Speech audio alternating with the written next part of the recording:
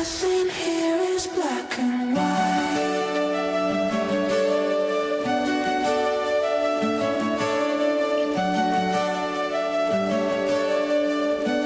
Nothing here is black and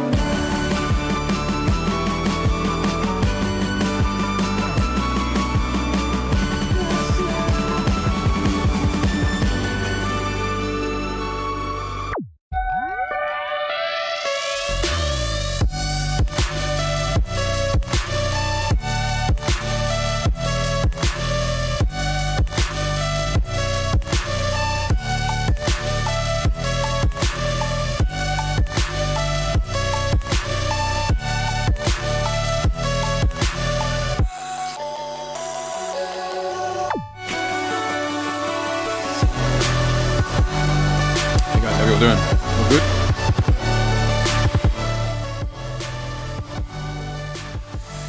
Brings the week off to a good start. Alan, how you doing, man? Good to see you. In first this time. Nice. Norm, how you doing, mate? Games, how you doing? Sin, good to see you. Good to see you, mate. Good to see you. Hope you're well. Right, let's get this music turned off. Yeah, how is everybody doing? Been a while. Yeah, been away. First stream of the year. No jumper on. Pretty good start. It's not like me to talk about the British weather. I mean, I would never do that. But yeah, I hope you guys have been well. Yeah, it's been nearly a month, 3 weeks maybe. Yeah, I've been away. Hope you guys have been keeping busy. Let's have a look. What we got going on here then? Anders, how you doing, mate? How you doing? Yeah, welcome to everybody tuning in. And if you're new here, then typically every couple of weeks, do a live stream and go through kind of the photo news, any latest releases and that sort of stuff. Usually cover a topic as well. Tonight I'll be covering a couple of things really. So tonight I'll be going over recent beach shoot in Miami that I did last week. So you have a chat about that, and then also got a big box of care package from Godox. So we'll have a look and see what they've sent over. Looks like there's a couple of interesting bits in there. Looks like a new light from what I can see poking out the top, so we'll pull it out and have a look. This is what this is here. This is my phone. I've tried to set it up so I can actually see the desk, as it were, so I can actually show you. We'll see. Hopefully you just got to sync it up via the Wi-Fi. So last time I had a couple of sync issues, but wasn't too bad. We got there in the end. So you guys can't see it, but there's some hellish contraption trying to keep it out of shot, but also above the desk. So hopefully it'll be fine. Anybody had any good shoots recently? Anybody been doing any good shoots? Anybody been outside in Easter, right? You guys just had Easter holiday, Easter weekend. I say you guys. I don't tend to keep track of what holidays are on. I was just catching up on a few bits, nothing crazy. Had retouching a bunch of images that I shot last week. Anybody do any cool shoots over the Easter break? Because the weather was pretty good here. Like I said, I would never talk about the weather, but speaking of the weather, Jesus Christ, Miami is nuts. I don't know how that is just normal over there. It's not even hot for them, but yeah. Because a couple of shoots we'll have a look at that in a minute. You're up at dawn, or pre-dawn. Walking down to the beach pre-dawn, and like with just a t-shirt on pre-dawn, and then the sea itself was actually warmer than being outside. That's just crazy. I find it hard to believe that people live like that. It just seems so far removed from us here in the UK. I mean, you've caught me on a day where I'm not wearing a woolly hat, so that's good. But yeah, crazy. People just live in that warmth. I don't know how anybody gets anything done, because it's just absolutely beautiful weather you know, all the time. It's crazy. Florida life, man. That is some good living. That's some good living down there. Fair play to anybody who's managed to make that happen. You are winning. That's for sure. But anyway, back now. It didn't rain too much on my first day back, so it's good. It's good. Yeah. Jennings finally here. Had a fine Pexels shoot on Saturday. Pexels. What's that? What is that? What is Pexels? Or is that, it could be a misspelling, or is that a studio name, or is that the name of a light? A specific. I'm thinking of like there's pixel sticks and stuff like that. So that's what I'm thinking of. Yeah. But Alan says my backdrops came from Chromatica from the photography show. Oh, is that the people we were looking at, Alan? Oh! I'm just trying to. Let's have a look. Chromatica. That sounds about right. Chromatica. Let's have a look. You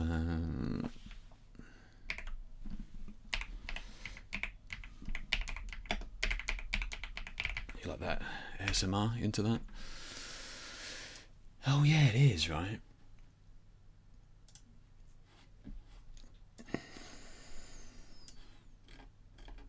Is that the ones? It is, right? They do the yeah, that's the ones. Yeah, they do the like the actual photorealistic ones as well. Yeah, which we saw. Okay, they're super lightweight as well. Yeah, they did look good. Yeah, they did look good. Yeah. Painterly style backdrops. Also, they just got paints. They're printed onto it, right? I was really impressed by them. Yeah, I was definitely impressed. Yeah. I can't see any ones that I saw on the day, but yeah. They did look good. Oh yeah, that's right. They had some of these. I mean, these are AI. But the ones we saw at the photo show were good though. Yeah. In fact, let me sort out this. Chat window. Pop out chat. Boom. There we go.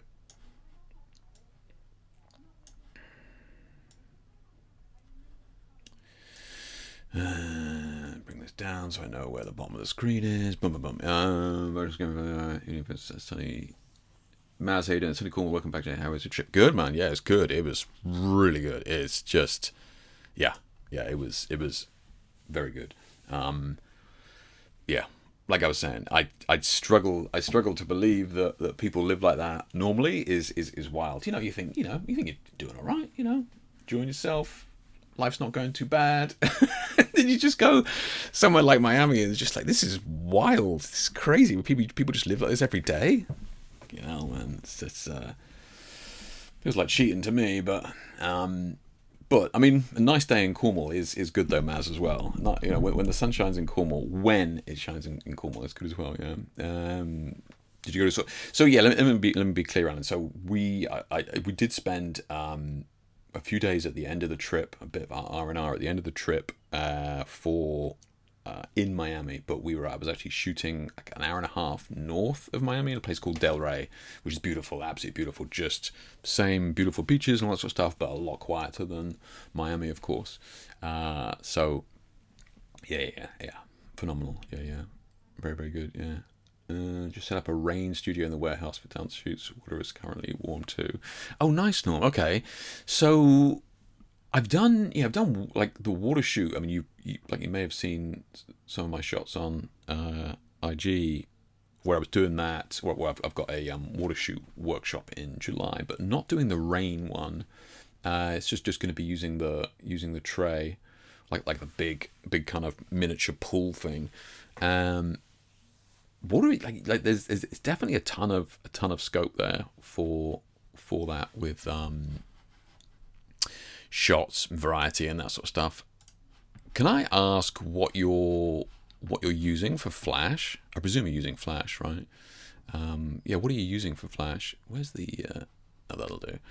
Yeah. What are you using for Flash? I'm just kind of curious as to if you're using the rain thing with the water coming down, how are you capturing or freezing those droplets? Are you managing to do it with like specific lights that have an extremely short flash duration, or are you doing it a different way? Yeah, yeah.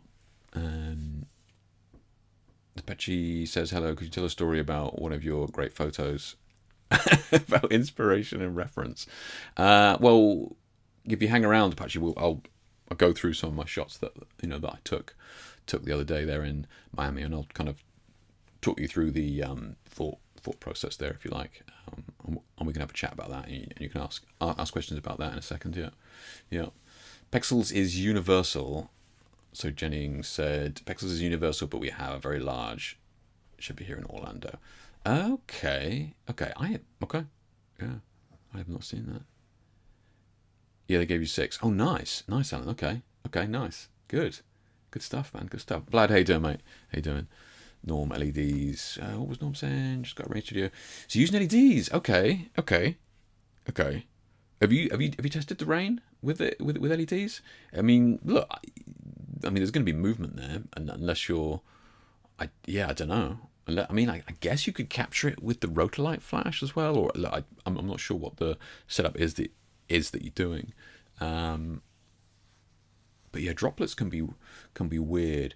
The reason why droplets can be weird is because the way that, and I'll be real brief on this because it's nerdy, but yeah, the reason why water droplets can be a pain in the ass, because it's not about capturing them for the sake of capturing them. I'm just going to grab a screen brush here. So, you've got let's just say you've got your rain coming down from above here, right? And then, you've got your water droplets, right? So what happens when you capture it with most flashes, unless they're kind of specific flashes, and look, no, I'm not insinuating that this is what you're doing as well. So what can happen is that the way that the xenon gas gets ignited in a flash tube is that it has this kind of peak and trough, right? Which is what we class as the duration of the flash. So what can happen is that when you're shooting it like that, it can look like the raindrops are going up, right? Because the burst will capture the raindrops, and then you'll have the raindrop will carry on down, right, as you have the tail off of the xenon gas kind of dissipating, right, and that will capture the raindrop as it's falling. So it kind of looks like they're going backwards. I actually noticed it in a couple of speedlight shots I was shooting on the beach last week. But let me just see if I can show you an example real quick. I think it might be on the other system. Let me see if I can show you real quick. It was in the Rotolight workshop I was doing to kind of show how the LED flash that they use was actually very good at capturing stuff. Let me just see if I can. I don't know if I can find it. I might be able to. Rotolight. Let's just see. Video, US Hunts talk. Maybe it was in there. No. I'll just spend 2 seconds. If I can't find it, then I'll leave it. But yeah. Pro lights, Pro 2, product images. Yeah, it is definitely in here. Workbook. It could be in this one. Yeah, here you go.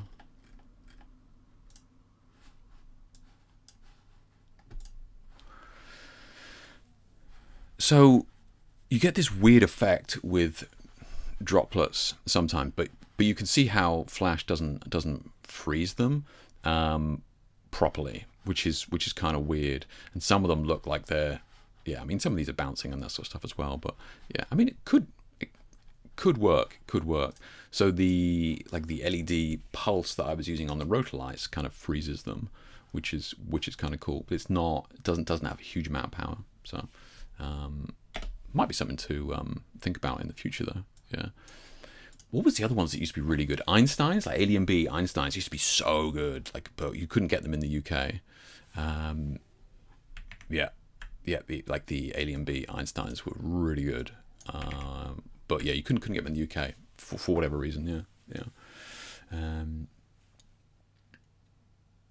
Water shoots were inspired by Eddie Whitehead. Okay, let's have a look. Eddie Whitehead. Let's see what he's doing. Let's have a look.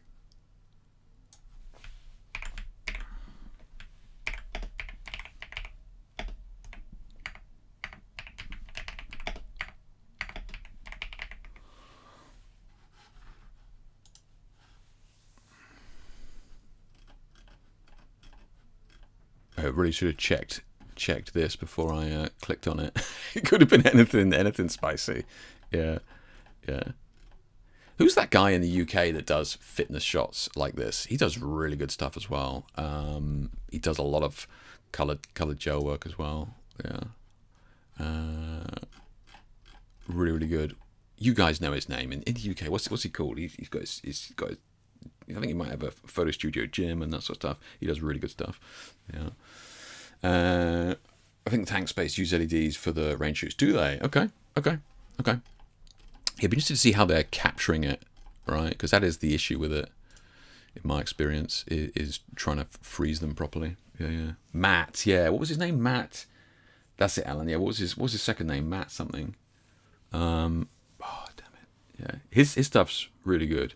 If Alan remembers his second name, we'll have a look because you might like his stuff as well. Yeah. It's really cool. Yeah.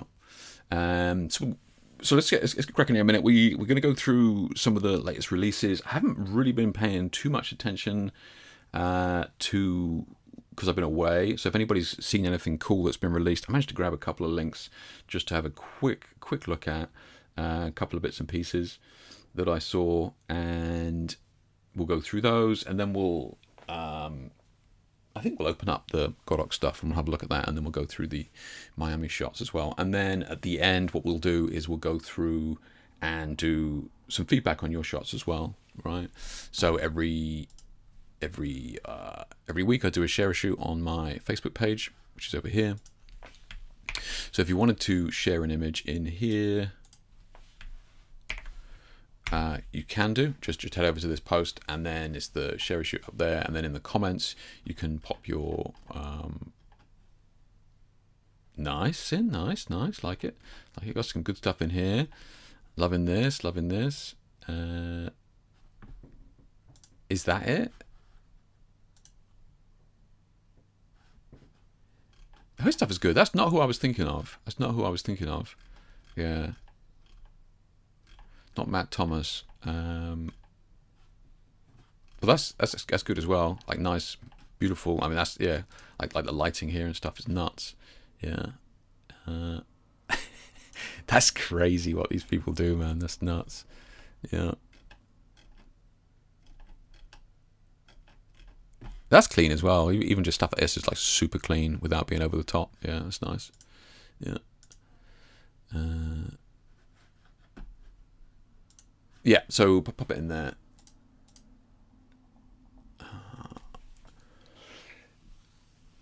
I was hoping Alan was going to remember his second name. We'll have a look. Yeah. I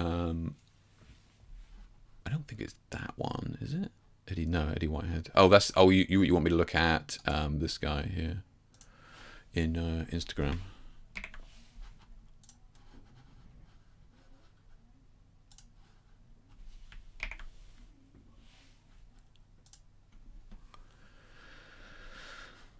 Oh, gotcha. There we go. Yeah, well done. Okay. So for the most part, it's pretty good, right? Pretty good, and it's less noticeable when it's further away. Yeah, he's got his stuff is pretty captured there. Yeah. So do you know what he's using to capture that? Because that's pretty crisp. That's pretty crisp. Because a lot of them I've seen, it gets very blurry. Yeah. So that's cool. That's good. Yeah. It's clean. Yeah. That's a cool idea with the transparent chair as well. Yeah. Okay. Yeah, I wonder what setup he's got to capture that. There you go. He's got him there. Okay. Yeah. So he's got to be using Flash there, right? He's got to be. I mean, I could be wrong, but could be wrong. Yeah. Nice. Okay. Should be good. Should be good. Yeah. So pop your image in there in the comments, and we can have a look later on at that. I think we got. Just give that a quick refresh. How many have we got in there? Okay, so a few. That's good. That's good. A bunch we can go through. Right. I need to find live streaming studio. I think it was this one. Yeah. So obviously last week we had April Fools as well, which is usually a nightmare. Right. I think I was traveling back and I wasn't paying attention. And a couple of you sent me some Instagram Instagram links. A couple of you got me, to be fair, man. Yeah, a couple of you got me, to be fair. Anybody see any good ones?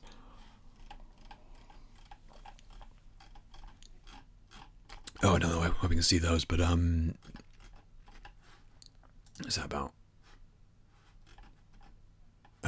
So yes, Indicate Ultra. So that one was less. So, you know, subtle.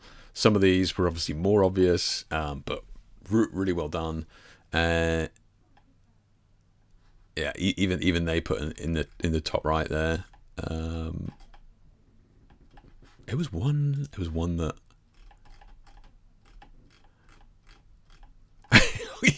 Somebody sent me this one. I was like, have been puzzled. I was like, no. 0 millimeters, 0.95. Yeah, so it definitely had me for a second there. Yeah, but it's always a nightmare, right? Like April Fools, especially if you're not, especially if you're not expecting it or ready for it. Yeah, I got caught out as always. But yeah, you're best off just avoiding the internet entirely, and especially because the time difference and that sort of stuff. So the Japanese start like 12 hours before, and the Americans are still dragging it out on April 2nd. So yeah, basically most of the week is a write-off. Matt Marsh is one. That's got to be that one. It's got to be that one. Got to be, right? Got to be.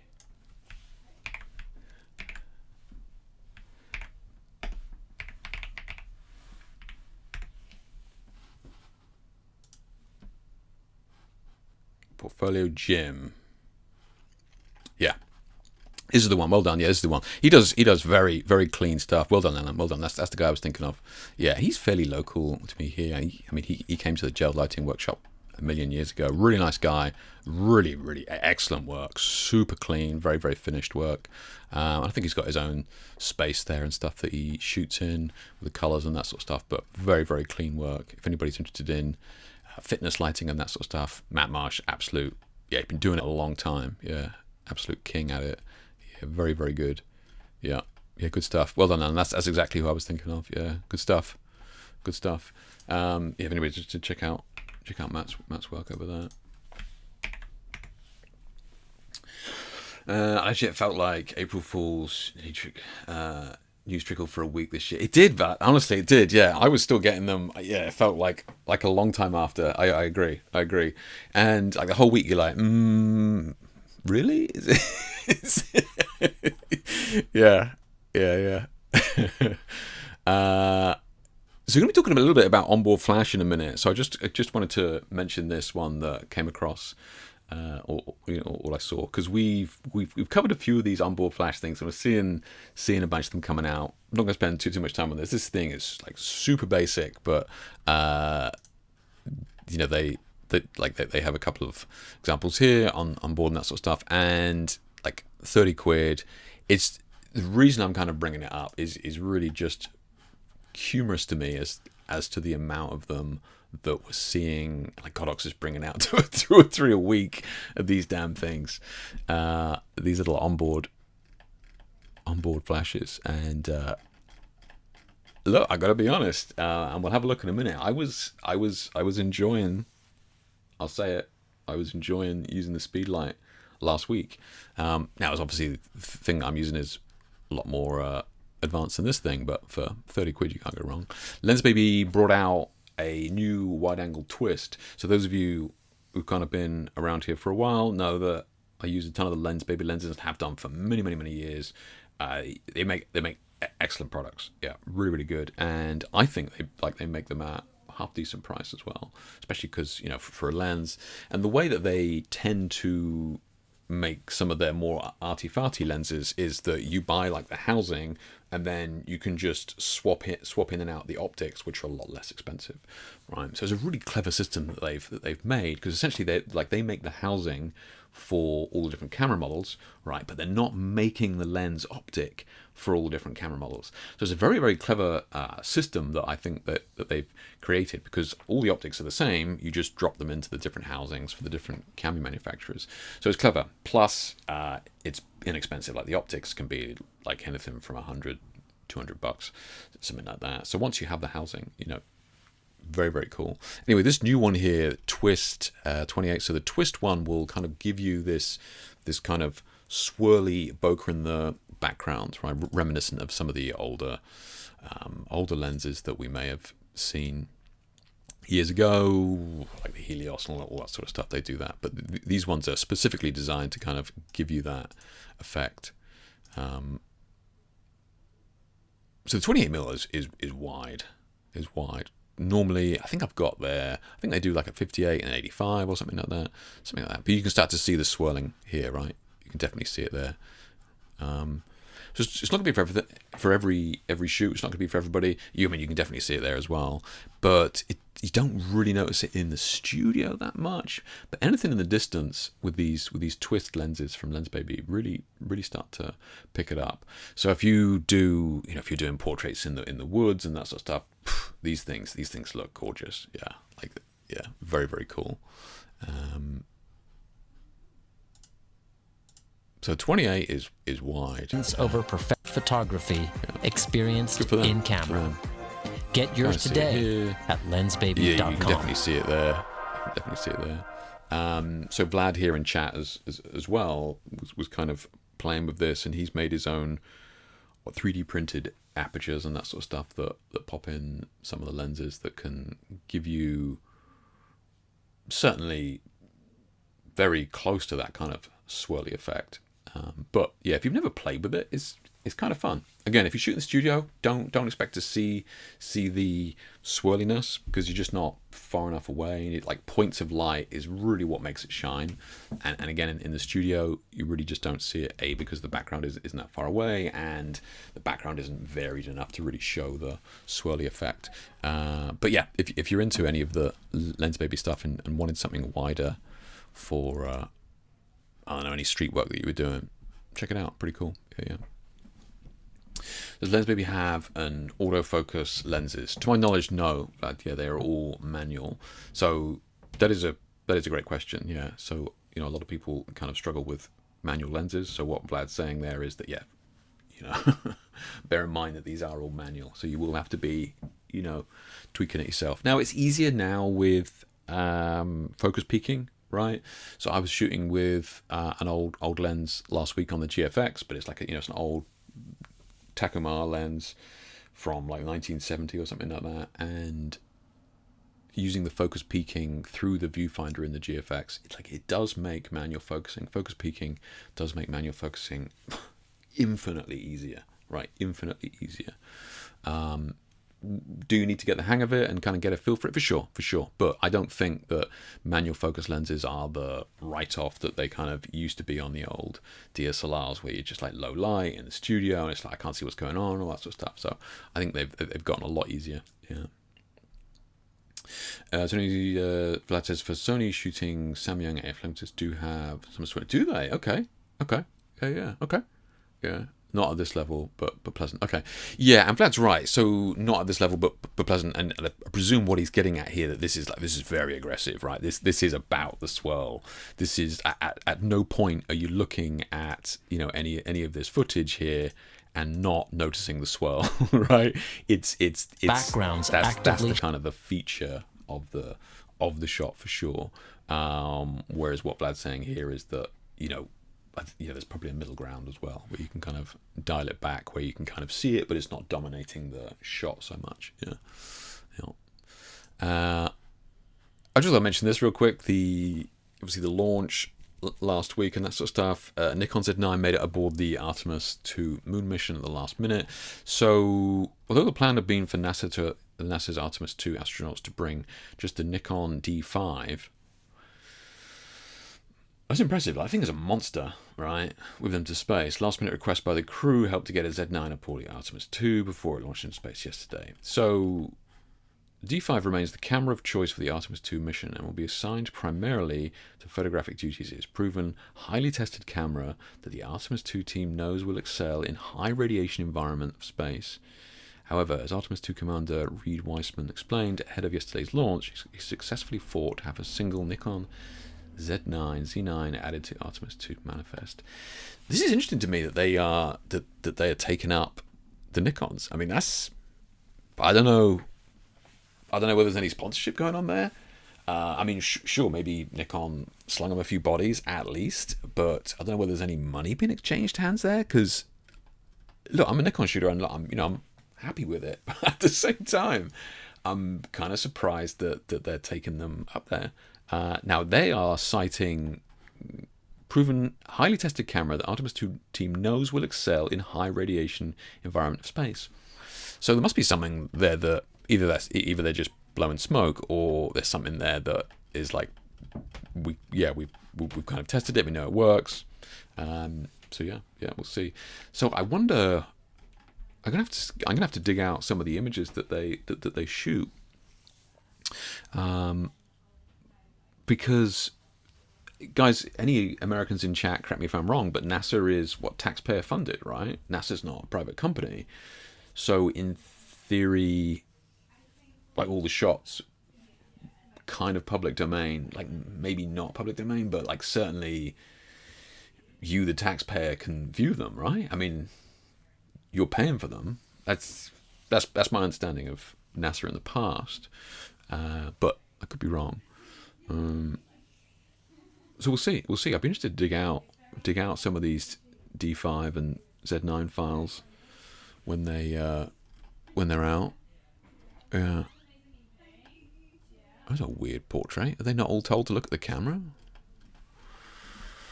I thought he had 6 fingers then. I was like, you're fucking kidding me. D5 is great in low light, great for optical viewing. Yeah, okay. Look at it. Look at it, monster. Okay. Oh, it's got their own little hipster satchel. That's kind of cool. Let's see. As of now, he's back on the moon. No. Z9 will outperform the D5 model every time, especially with the magnified focus. Bold. Also, its lenses are far better in ZS line. As long as price is no problem, I would take a mirrorless first. Okay. How much will it cost to run back on Earth? D5 something? Okay, interesting. What are the chances NASA will post a few raw files? Yeah, exactly, right? Yeah. Not sure, but the images are public domain in the US. Oh, there you go. Okay. Such like the paperweight, no clue. Good to see the Nikon haters are out there. Nice. Sony shooter, confirmed. Shots have yet taste. Okay. They refuse to associate with Canon, Leica, only Nikon and Omega Bravo gentlemen. Okay. It's like as much as you like. Alright, okay. I don't know what's going on there. Yeah, okay. Interesting. So I will have to keep an eye out for that, because I would be very curious to see the files from that. Yeah, up there. Yeah. Beastie. Yeah. Peter Coulson always uses focus peaking on his Leica. I think you got to really. I think if you're shooting, yeah, if you're shooting on any kind of manual focus lens. I mean, when I was over there in the US talking to the guy, he shoots on the Z9, and he has a button on his that is like 200. So he's looking through, and he has a button on the back that zooms in 200%, so he can fine tune focus as well and that sort of stuff. I think the focusing on these cameras now is absolutely wild. You've got so many options for it. Yeah. I presume he does the same for his Hasselblad, right, Alan? Yeah, that'd be my guess. So whether that's what they already had and knew it worked, they also had a procedure that knew how to troubleshoot. You're referring to this, Vlad, right? Also saw some NASA experiments recently on LTT, and they had an old 50mm autofocus lens in the lab as well. Really? Bet they didn't take any Z lenses into space. Interesting. Okay. Yeah, I mean, look, I think when you're dealing with something like this, if you've already taken Nikon into space or a D5 into space, and it's dealt with your concerns, i.e. radiation, right, which is what the big issue was back in the day with the OG Hasselblads up there, and film and that sort of thing. I think if it's been tested, you don't want to risk taking up an unquantified camera up there. So I totally get that. Yeah. Godox also brought out a new version of the Lightmons. So this is interesting. So, I mean, not really that interesting, but interesting in the where we're at with LEDs now. And I think Lightmons, the Godox line, has been around for a while, and it's kind of the new generation of lights. And it's kind of I don't know the business model with what Godox is doing here, but Godox is separating off several lines, and I mean, I think they have Godox written on the back here, but they're kind of bringing out these new lines of lights with less focus on the Godox branding. So Lightmons is like a new generation of light. I mean, when it first came out, they were all the white heads and that sort of stuff. And when I say new generation, they were kind of targeted at the streamers and YouTubers and that sort of thing, right? So they were targeted at younger generation as well. So it's kind of interesting to see where they're going with it. What's interesting about this was the fact that we're now coming in at less than $1 a watt, right? So I think these are the 200 watts coming in at $190. Godox continues to expand its accessible lighting ecosystem with the release of the Lightmons LE200D, the LE monolight, compact yet powerful. Do they have a? So these are both daylight. Okay. Positioned as daylight only alternative within the growing Lightmons lineup, the LE200 delivers impressive brightness and bottom control. $190. Okay. Designed for video production. So yeah, not full color, but daylight. And yeah, at its core, 200 the LE200D is a 220 watt cob light fixture at around. Oh, it's fixed at 5600 Kelvin. Okay, so it's not even a Kelvin range. Okay. So a couple of things going on there. So I mean that helps them to bring the price down, right? You're not having multiple colored LEDs in there, warm LEDs and cold LEDs, which is typically how you get a Kelvin range. It also enables them to maximize the brightness, because when you have warm and cool LEDs like this, usually the light is brightest when it's in the middle, and then you lose power at the extreme ends of the Kelvin range. So it helps to ensure that they're able to get maximum brightness by dedicating all the chips to just this one 5600 Kelvin color. And that is reflected in the price, I guess. Less than $200 for seemingly modern light, decent light, presumably well made. Bowens mount, yeah. So daylight versus bicolor here. So with the LE200D, the Godox targeting users who value maximum output. Okay, so there you go, talking about the maximum brightness you can get from the light, and affordability over color adjustability. So that's exactly how I read it as well. Getting rid of some of the options and flexibility, but maximizing power versus dollar, right? Or power for dollar. This sets it apart from the previously released Lightmons bicolors. Because that's why I was confused because I could have sworn that Lightmons had the 200 watts before, but so that explains that then. They go on to say this efficiently translates into cost saving at $190 for the 200D comes in, and the 200 bicolor, so with the adjustable Kelvin range, which is priced at $250. So it's whether you think you want to spend the extra $50-$60 to get that Kelvin range. But okay, interesting. Yeah. Godox is always bringing something out, right? Always bringing something out. Is this groundbreaking? No, not really, but it's interesting to see what they're doing with their marketing for sure. Yeah.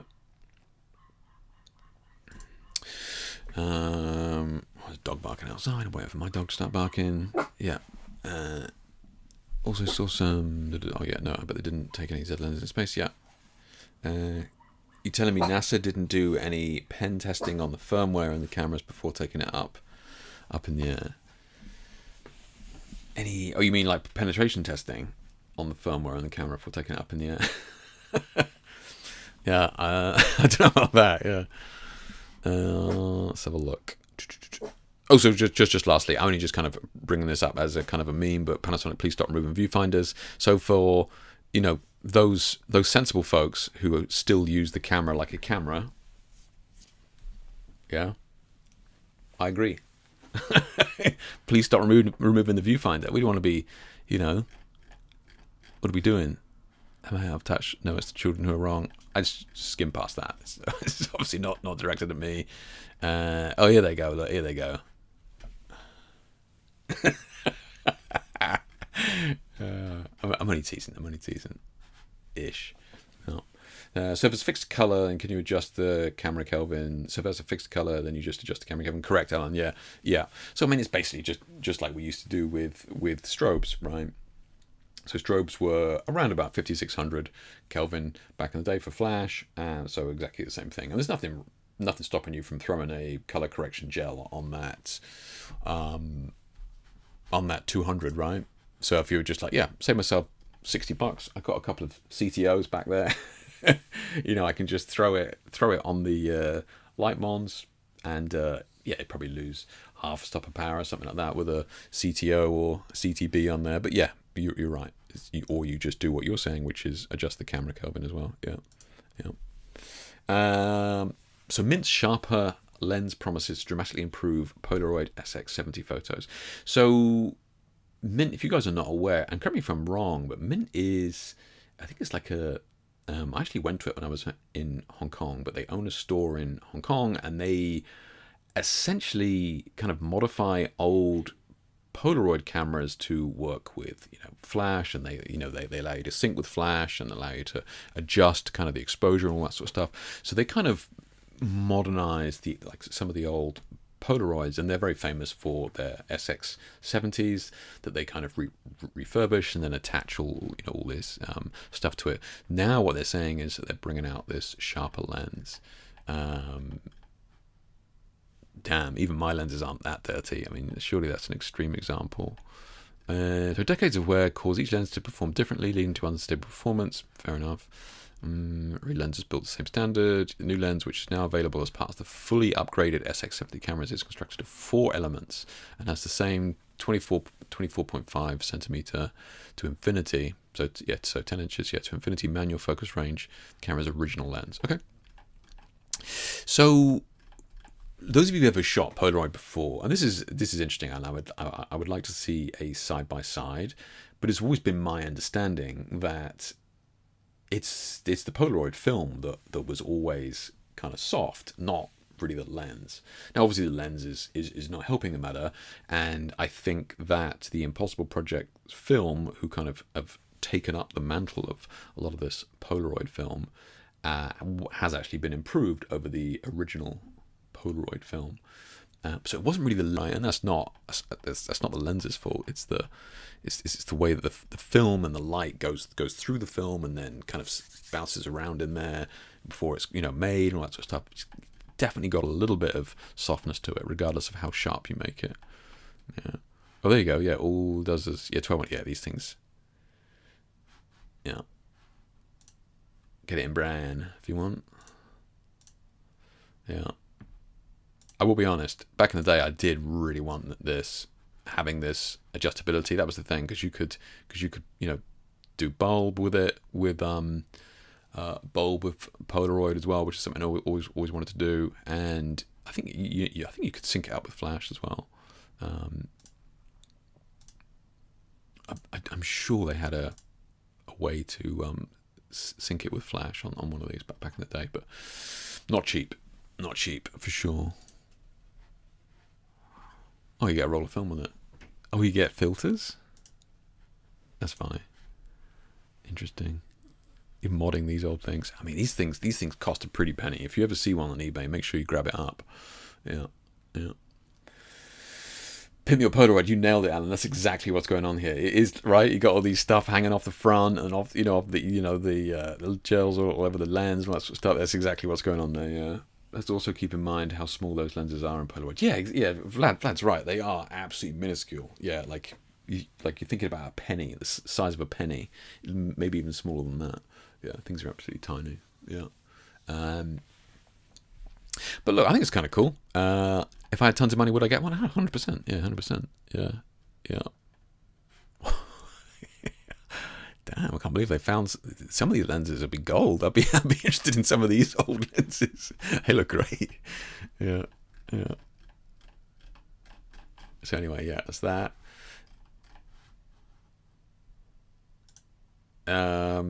This I saw Eric Parr. I don't actually know whether this is Eric Parr's company or brand or whether he has any affiliation with it, but I saw Eric Parr sharing this. So if you don't know Eric Parr's work, he's the very famous kind of light tube guy.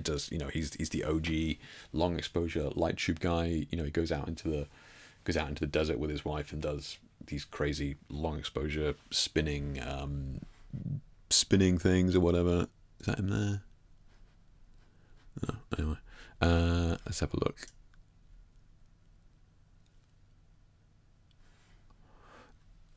So as far as I can tell, they have this virtual ink. Yeah, because he's got Eric Parr there. Yeah, there you go. Yeah, so he has this kind of, I don't know whether it's a program that is to do with the camera. Are we good? Yeah, there you go. So that's like, you will have seen his stuff, right? And then everybody and their grandmother has ripped him off over the years. Yeah. But anyway, yeah. So that's what he's known for. And then him or this virtual ink is creating this kind of long exposure program that enables your camera to capture these kind of long exposures. So what he's saying is, this is all lit by hand. Obviously, they've got a filter in there that is flipping it or doing something to turn it into some of these. But it's interesting, right? It's interesting. This is all created with light through this program that he's got, or they've got here. Yeah. I need to actually see whether it is his software or whether he's just helping develop it. But they've been doing it for a while. It's cool stuff, though. Really cool stuff. Especially for this abstract thing. I think he's even done some where. Oh, there you go. So that's those. Yeah, that. Right. Kind of nuts, right? So we know we can all do this with long exposure in an image. You've seen me do the light painting stuff before, and I've got the tutorials and stuff on the light painting using these wands. But it's kind of cool doing it with video like this.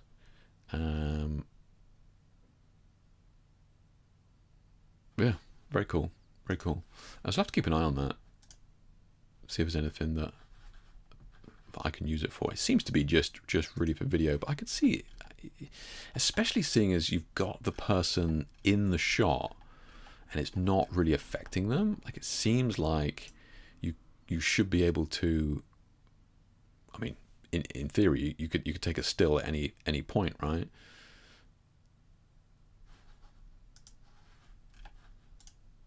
So this is way back. This is like 2019. So they were kind of working on it for a long time. Yeah.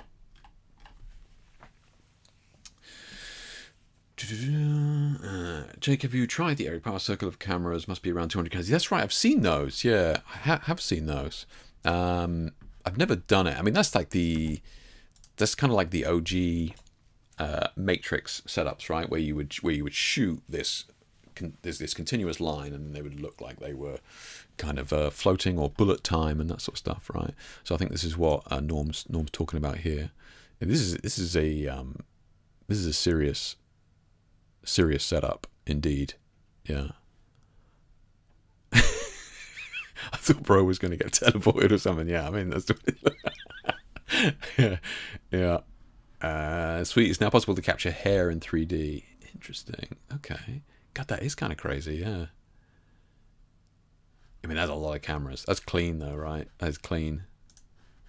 Yeah. So this is the normal one, right? This is the normal one where it's usually just in a loop, right? And on the Matrix film, they would do them in the loop would go up and down. So that's how you're able to get these kind of bullet time, things. A lot of images. Just watching somebody's laptop in the corner catch fire. Yeah, very cool. Yeah. 176 cameras, Gaussian splat, long exposure dance photography. Yeah, okay. Very cool. I love that. Impressive. Yeah, really cool tech. Yeah, very, very cool. Yeah. Yeah, so keep an eye on that virtual ink thing. Might be something in it. Any gamers in here? Anybody been paying attention to the marathon game?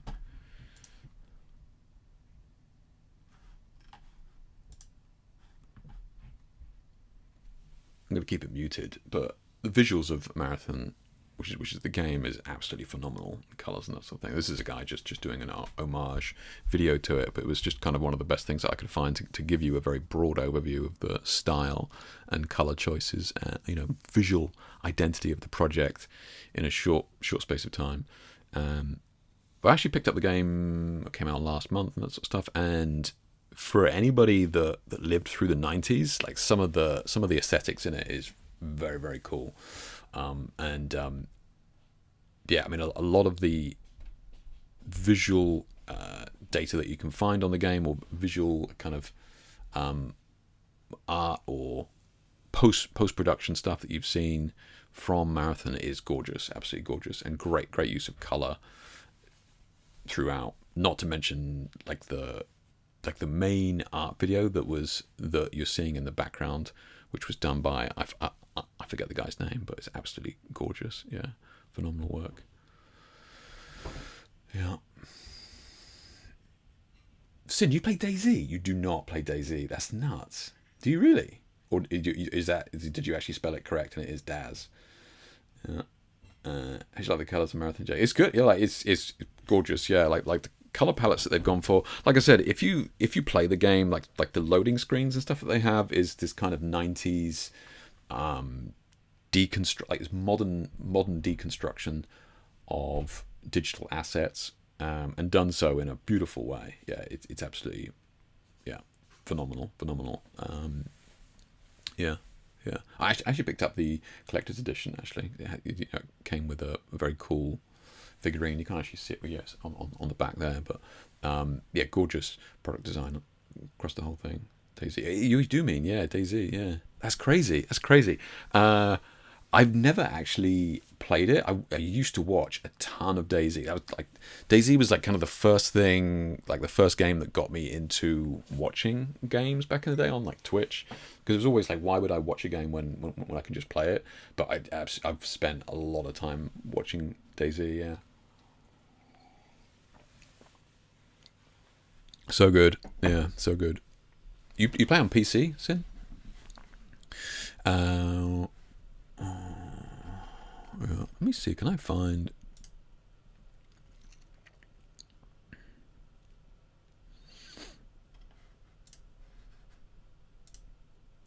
So here's just some more art from it. A lot of these are actually early designs. This was very, very early design as well. But pay attention to when you're seeing stuff like this outside of photography. Pay attention to like angles, composition, crops, and that sort of thing as well, because a lot of my work is inspired by anime and the way that they treat color as panels, as it were. And I think there's a huge amount that we can take from like the storytelling that the games is trying to get across with their crops, compositions, and that sort of thing, right? A lot of it is you're kind of looking up at these guys as well.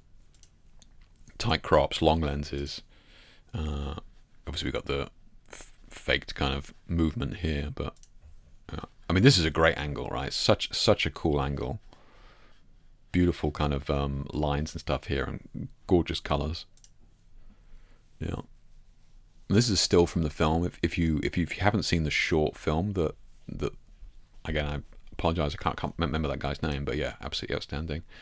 Yeah, check this, so good. I mean, the colors in it are wild, absolutely wild.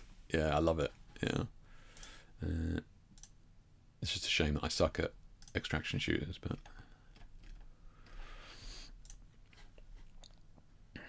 So Joseph Cross was like the main art director. He's left the game now, but he was one of the main art direction leads on it.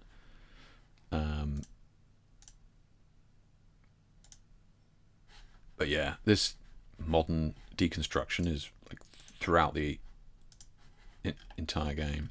Yeah, again, these colors, right? So good.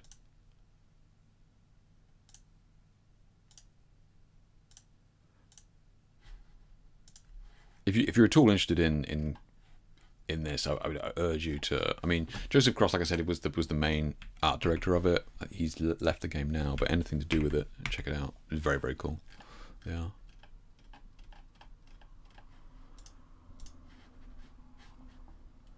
Yeah, because I mean, like stuff like this, we kind of dabbled with in art college, basically using UV paint right on the faces and that sort of stuff. So there's so many nods in this to just playing with light and color. Brilliant, yeah, absolutely brilliant, yeah.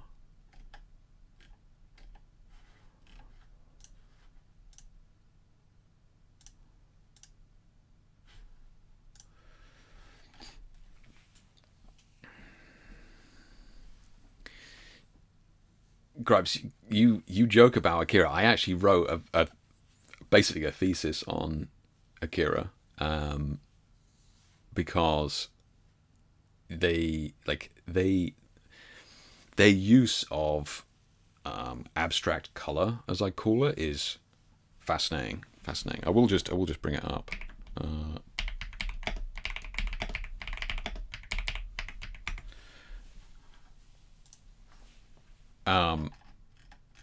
It's super nerdy, but it goes into the premise that animation or anime in general tricks the brain into dispelling our sense of what's real, right? Which is why, Top Cat and Simpsons and that sort of stuff, like, why are they bright yellow? Like, we just kind of get on with it because it's a cartoon, right? We know it is.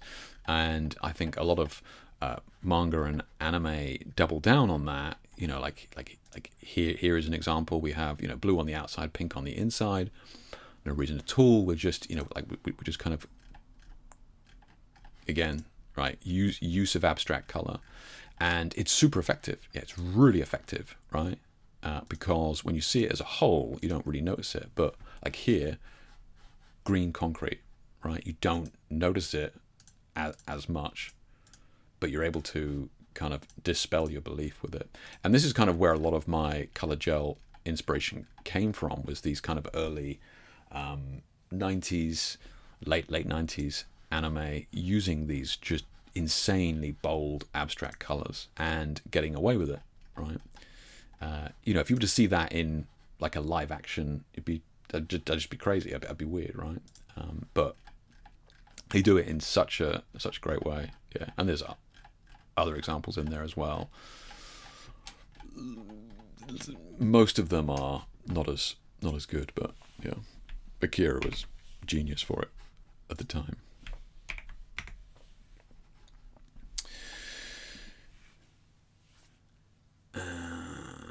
Oh, thank you. There's a wrong link. Yeah, what link did I give you? Yeah, thank you. Yeah, this is the Joseph Cross one that I meant to. Oh, because the keyboard had gone to sleep. Yeah, thank you, Grimes. Yeah, so this is the marathon one. Thank you. Yeah, Battle Angel Alita movie was great cinematography. So Sin, you're talking about the live action one. Was that Steven Spielberg afterwards? Yeah, it was good. It was good. Yeah. Do you remember you mentioning Akira in the past? Fantastic. It is. Yeah. Freeman was another Fitness photographer. Okay, I'll have a look on. Yeah, Ghost and Shells was another classic.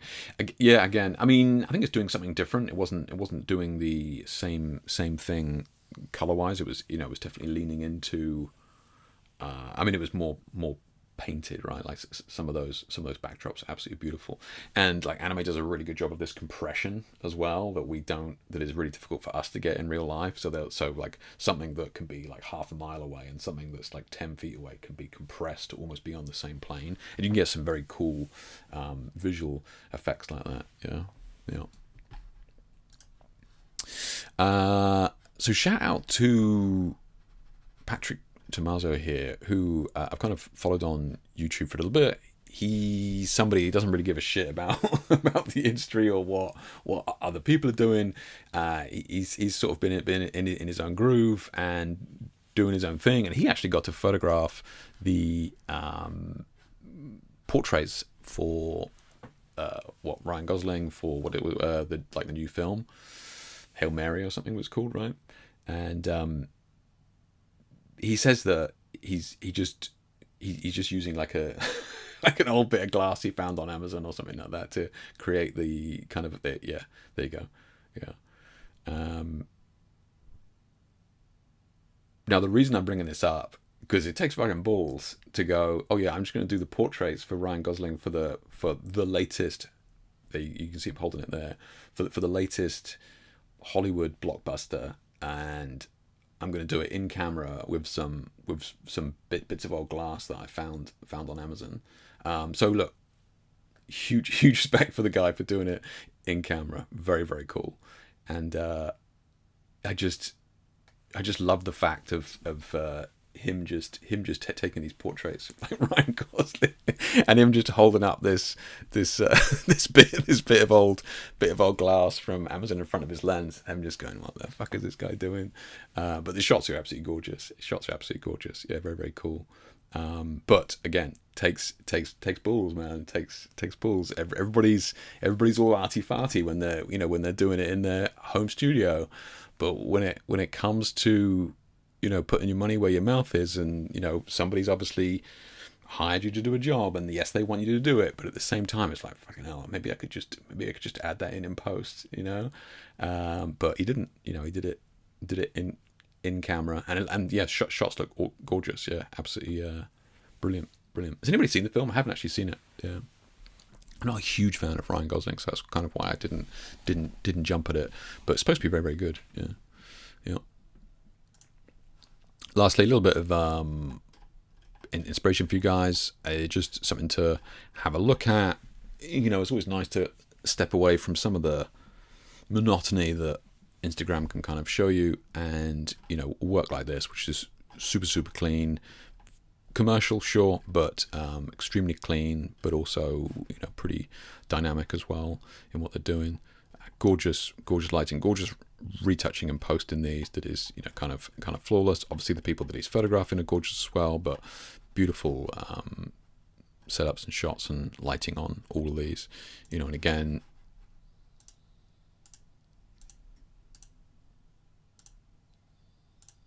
it's not going to be for everybody, but it's kind of nice to see some of this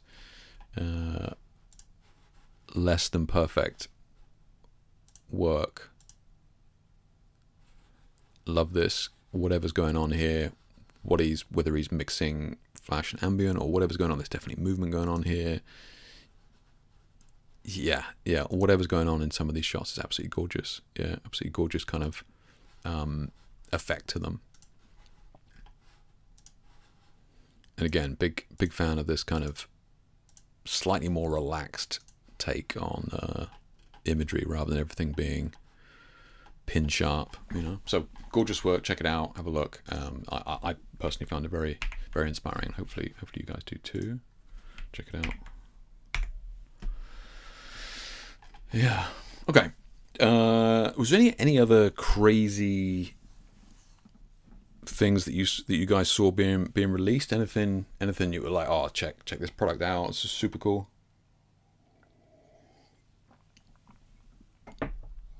Yeah, I just saw your message, Maz. The last game I played was Doom. Really? Damn. That's crazy. That's crazy. That's crazy. I think you're missing out. I think you're missing out. Although most games take up so much time now, right? Okay. Okay, so what are we're going to have a look at the Godox stuff, right? Where is that Godox page? Pretty sure I had a... Is it this one? Oh, I was just looking at the light monster stuff here, yeah. Okay. Okay, right. Let's see if we can get the... Let's see if we can get the top-down light to work here for the desk, and let's start opening up some of these. Let's see if this works.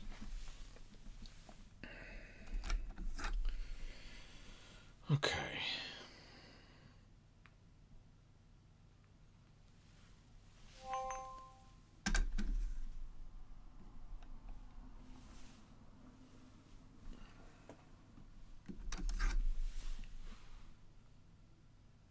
I mean, it worked, it just froze.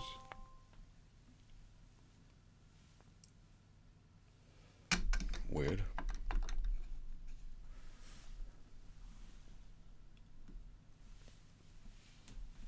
It's working. Okay. Okay. Let's try that. Alright. Let's see if we can make a little bit of space here. Let's maybe get this keyboard out of the way. Get out of the way over there. Lucky there was nothing dodgy underneath that. Alright, let's have a look at what... let's have a look at what we got here from... So there's a couple of bits that they sent. We'll have a look at some of these. We've got this first one here, which I think... Is it? I don't think it's a tripod. I think it's like a power pack or something like that.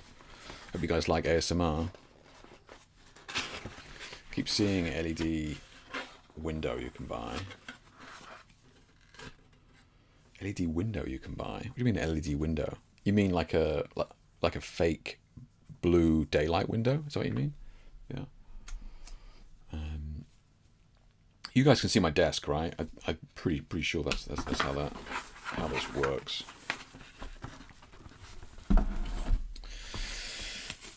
So yeah. So this is just looks like a power bank, right? Power bank that, yeah. So what? BGO2. Okay. Fairly weighty. Yeah. What else we got in here? Yeah, so we've got some cables. Okay.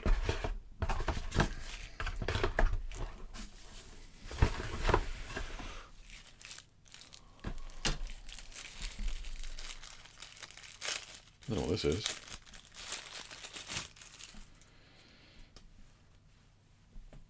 Oh, okay. Yeah, so... Oh, interesting. Okay, so you can... So you put that on there. Oh, okay, so you can actually put major... So you can actually put proper lights on that. Okay. Okay, yeah, I see that. And then... You just got these different forms of powering it. I guess. I wonder if it'll work on the... I don't know how generic that is. What, the Neo, right? The Rotolite Neos.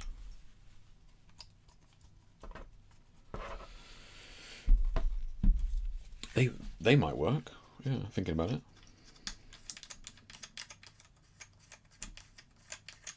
Oh, it's actually got teeth on the bottom of there that click into teeth on there. That's cool. Okay. Yeah.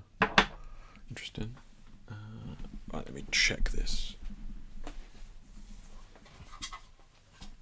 I just want to see if it will... Like, will it plug into the... Will it plug into the Neo? I'm sure Godox did not want me using it on that. It should do, in theory.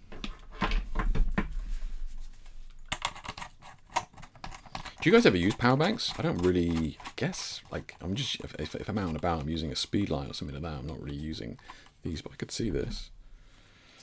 Let's just undo the 24 zip ties on here.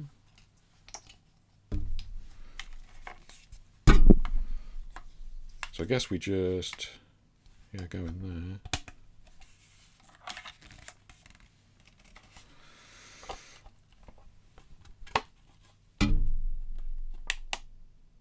Oh shit, okay. It's as simple as that. Alright. Okay, simple enough, right? Alright, let's put that down.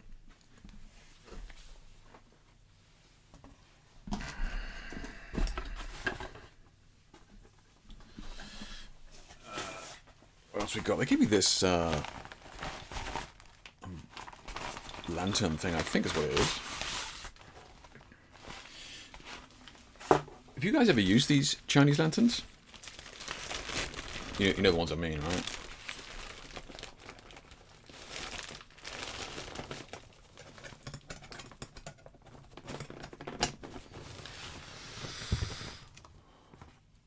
Actually, surprisingly good. I used them on a couple of shoots. I used them on the big hair shoot I did last year, and I kind of wasn't sure about it based on the space, but they're really nice. Yeah, they're really good. Yeah. This is obviously a baby one here. I don't know if you can see it. Yeah.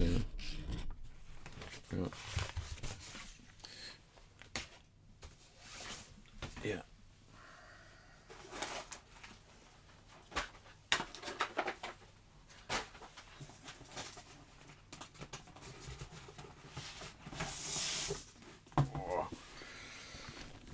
So this is obviously the kind of the main event here. So this is the ML100R.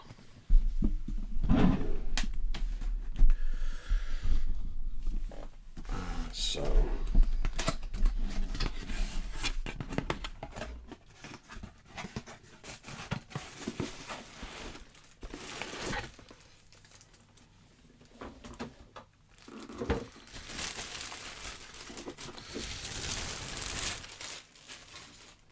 it comes in the nice soft case. Actually, I'm always a fan of this for transporting lights around. A lot of companies, most companies don't do like the packaging for them as well.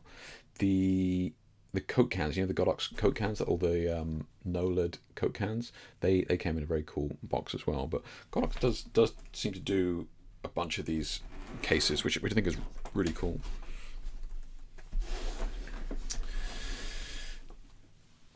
Let's have a look. It's a battery grip or whatever you can call it. Oh yeah. I got a couple of BGO2s when an offer at the photography show. Oh really, Steve? So you picked up a couple of those? Okay. Have you used them? Are they good? Yeah. Pretty sure I just undid that. Did it back up? Nice.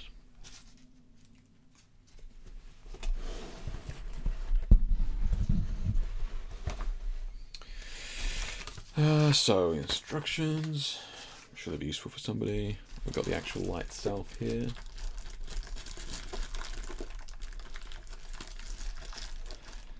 How much are they? You can just get the rotor light power connected to the mains or use the battery. It's a good point, Sin. Yeah, you're right. Yeah. So Sin is pointing out the obvious that I should have noticed is the fact that the Neos have their own batteries. Yeah, so literally I had to plug it in next to the battery port. So yeah, Sin is right. You just run it on its own batteries. If you wanted a handle with it, Sin, though, if you wanted your battery to have a handle.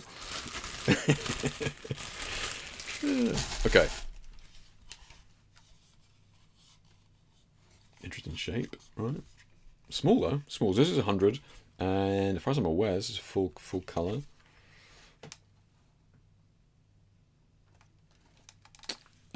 It needs to either be plugged in or I could use that battery.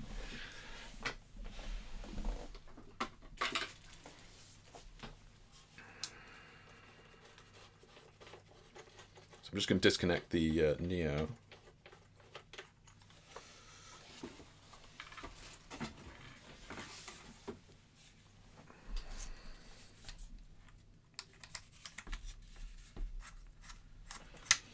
So same again, put that on there.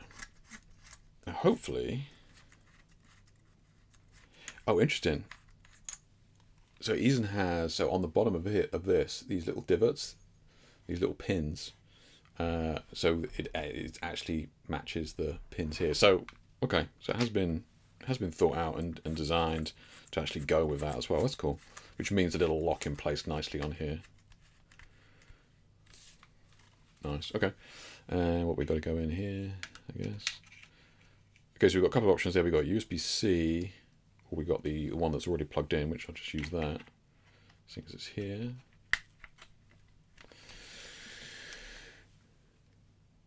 Oh, yes. Whoa, okay. That's, yeah.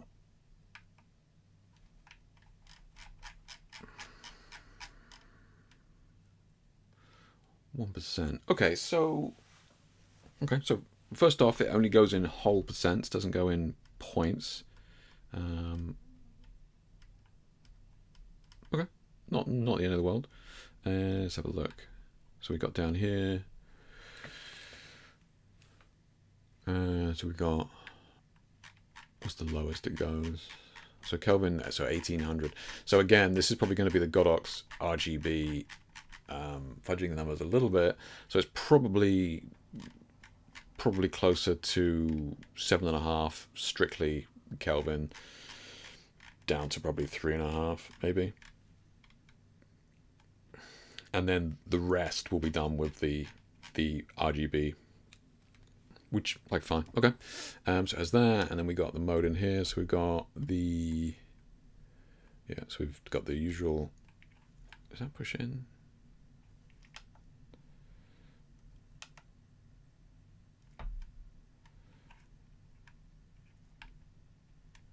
Oh, you can adjust the individual red, green, and blues there. Okay.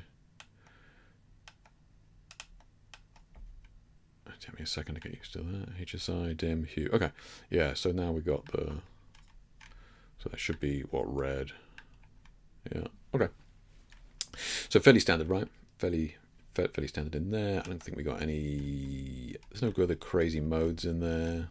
No, just the FX, which is all the usual stuff that nobody ever uses. Okay. Okay. Cool. All right. Well, we've got the menu in there. Bluetooth, fan, display, language, quick boot. Okay. Factory reset. Okay. Great. Okay. Cool. So it looks like you can Bluetooth it. Pretty standard. And obviously, you use the Godox app as well. Yeah. Okay. All right. All right. Interesting face on that, right? This flange on the front here. I will say, one thing that I was really impressed by those NOLAD Coke Cam ones that I tested a while back was the lenses that Godox had made for the front of them created a beautiful light. So I wonder what this is doing as well. So you see how Godox is getting into this habit now of kind of knocking back the hotspot on these cobs, right? And we saw it on the OG strobes as well, where they actually had the actual flash tube housing was glass, and then the top of that glass was frosted so that it would limit the hotspot of the actual flash coming straight out. So Godox has been on top of this hotspot issue way more than many other brands that I've seen. Not naming any names. So it's really good to see this, actually. Yeah, it's really good to see this, and it was really apparent in their kind of their NOLAD Coke Cam things with the MS 60, whatever they are, you know the little jobs, and they had this beautiful lens on the front that, even though it was coming from a very, very small cob point of light, it was able to spread it in such a way. Does it presume you? Yeah, okay. So that's slightly diffused in there. So it's not just a bare cob. So that's slightly diffused in there as well. And then we have this thing as well. Okay. Interesting. Okay. Yeah, good.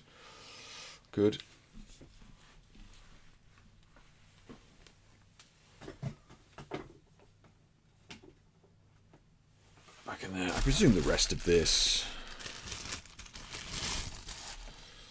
Oh, Vlad, mate. There you go. There you go. Just for you.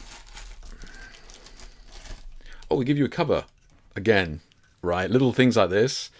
Transporting lights without covers. So many LED brands do not give you a cover. This is really nice. This is really nice. Seems like not a big deal, but carrying your cob light with the exposed cob without a cover, if you don't have a modifier on it, like, not good, right? If you're transporting that, just give us a little cover like this. It's nice. Yeah. I presume this is just going to be cables. Yeah. Power bank. And then, yeah, plug and that sort of stuff. Okay. Cool. So, look, I mean, little LED head like that. Let's have a look. Let's put this down for a second.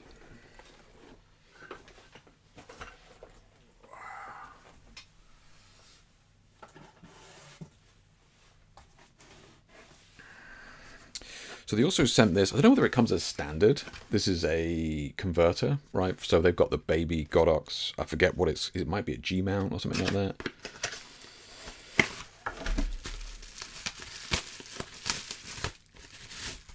So this is so this is the Godox to S-Fit, which is nice. So this was something that I noticed Nanlite doing. They have their baby S-Fit essentially on their smaller LED heads, and to my knowledge they all come with the adapter on them for the baby to the big S-Fit, right? So we'll see in a minute what's included in the box, but that is cool. That is cool.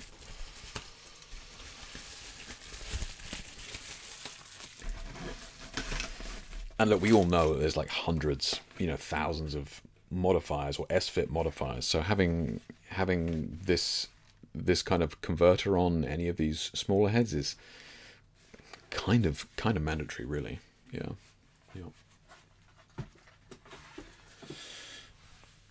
Let's have a look. Just checking the questions in here.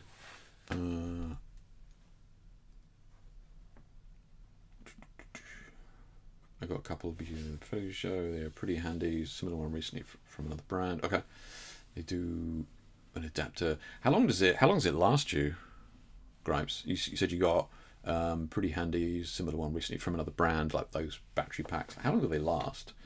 I mean, yeah, I don't know. I'll have a look in a minute on here. See if it gives any stats. They do an adapter, power of the 8300 and 200. Okay, power works handy for LED lights since most new lights have USB-C now. That's true, yeah, that had a USB-C in there as well. Yeah, it's good. Yeah. Sin talking about just using the regular batteries on the Neo, quite rightly. Picked up this lantern. Oh, you got the lantern.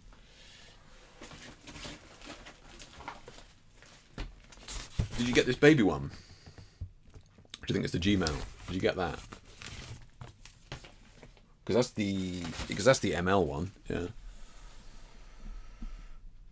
Always wanted one of those lanterns, but never got one. Vlad, I'm sure you can grab one that's kind of inexpensive. But I tell you what's good about those lanterns is if you want more of, like, if you're shooting on location and you want more of a, and look, I hate using this word, but more of that cinematic feel of light. Because what I notice when you use it is that it kind of spreads light everywhere. So it integrates the lighting from the room or the location that you're in back onto the subject a little bit more, right? So if you're in like a room that has kind of warmish color walls, right? If you use one of these lanterns, it spreads kind of light around the room, and you kind of get more of a light that beds the subject into the environment a little bit more than just like shining like stark, just clean light on them. So I do find that the lantern helps to kind of lift some of the some of the shadows a little bit and do it in more of an organic way, just because of the way that it's kind of spreading light around. I actually got one of the big lanterns from Jun, and theirs came with like a black skirt that you could Velcro at the top, so you can kind of channel it if you want to, right? So the skirt at the top hangs down, and you can kind of limit how much of the light, well, you can obviously remove it, or you can kind of limit like half the light is, it's kind of covered and that sort of stuff. So it does give you some flexibility if you were to hang a bit of black velvet over the back of it and that sort of stuff. But the light you get for them is surprisingly good. Yeah.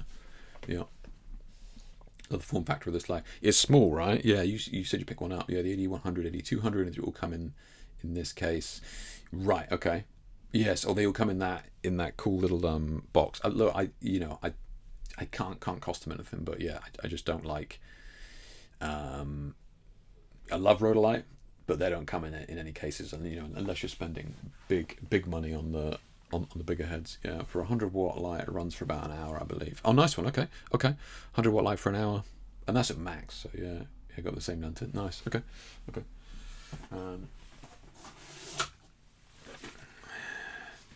So I'm interested in this. So this is the ML S1A Airsoft tube.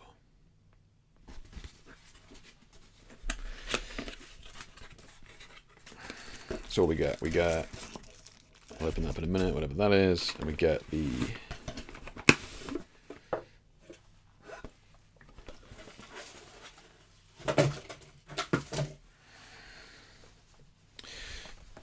just pretty small bag, and then we get this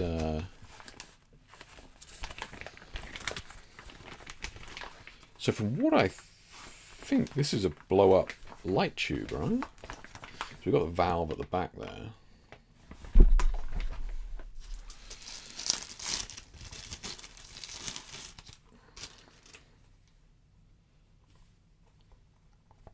Oh, is this the blower? Oh, has it got a valve in there? Okay. I suppose I could blow it up with my... Okay, let's try it. How long is that going to take? Oh, so it is valved. Okay, that's cool. So you just keep pumping. Place our bets. How long this takes? Oh, okay, it's coming along. Let's see if I can answer any questions whilst I'm doing that.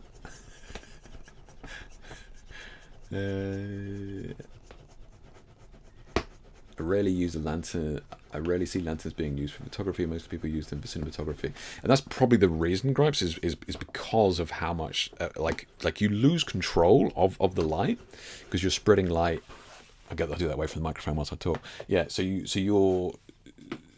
It's actually coming up pretty quick. So you lose control of the light, but at the same time, you are spreading light around the room, right? Okay, so it wasn't too bad. It wasn't too that's done, right? It's done. I guess I put the old stopper on there. Okay, it wasn't too bad, right? It wasn't too bad. Yeah, and I guess I could have blown it up with my mouth as well. I didn't particularly want to put moisture in there, so I think using that thing for like a minute or something is probably worth it. So yeah, so you guys, can you see it in there?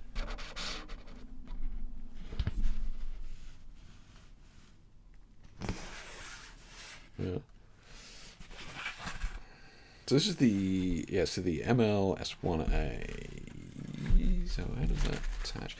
Okay, so that's why the modifier on the light is flanged. Clever. That's the flange, right? So I was talking about on that modifier, and then I presume this just kind of goes on there. Okay.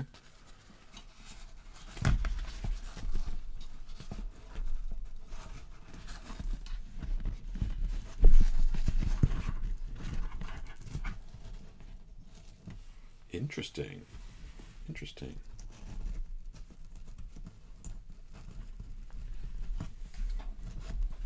Oh. Does it support itself? Kind of, yeah. Okay.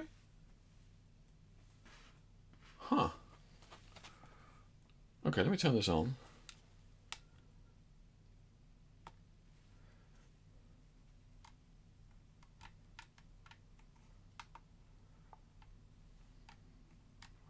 Oh yeah, look.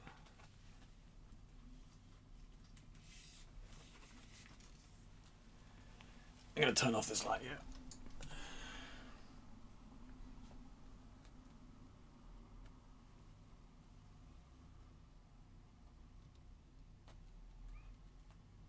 It's pretty even. That's pretty even.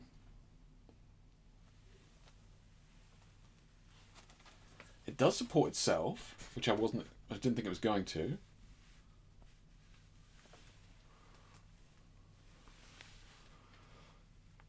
It's pretty clean, right? And what you guys can't see it because it's just blown out. What I was concerned about was going to be the hotspot, right?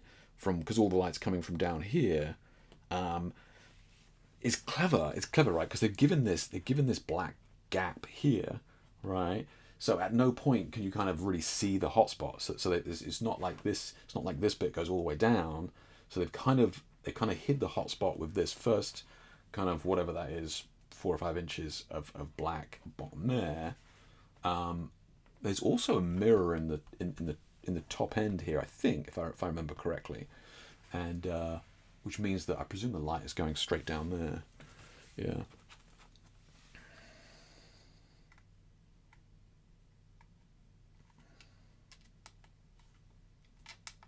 Okay, let me just see.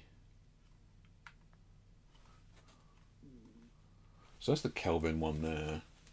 So bear in mind I've turned off my light up front there. Okay, let me just see. So at the moment that was 1800 kelvins. Let's bring that up. All right, something clean like that. That's pretty clean. That's actually not too bad. Lighting wise on the face. Huh. Interesting.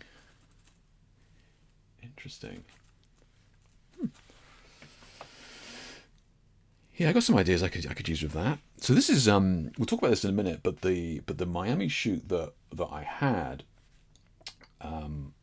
the guy was, like the guy that I was working with was kind of looking for ways to kind of transport lighting on the plane, right? Without having to do too much, checked baggage and that sort of stuff. What sort of setups can he do via the plane?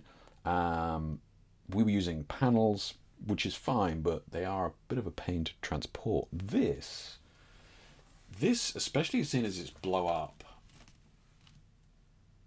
I could see this like being pretty viable as a panel replacement, because it just, it packs up into that little bag, right? Interesting. Okay, yeah, I'll have to test that out. I'd be interested to see what the light is like on that. I really can't see any hotspot. If anything, the hotspot is at the opposite end, where the mirror is. But yeah. Huh. Okay. Yeah. I'll test it out.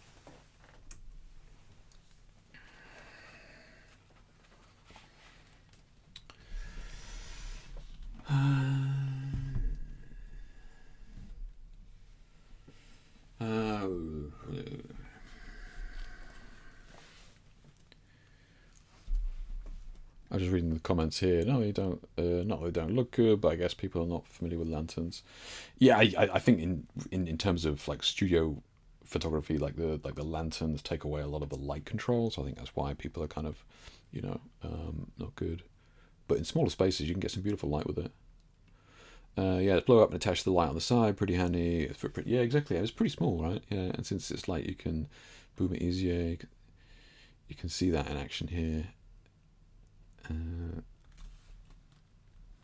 A Studio 1314. First time here. Yeah, no, it's good. It's like, this is interesting. Yeah, I could see that being viable. Pack it up small, whack it in a bag. Clever. All right. I'll definitely do a shoot with that and keep you guys posted as to how the lighting looks with it. But yeah. Okay, so we got tons of these as well. So spoiler alert. Those of you who know, let's put this away.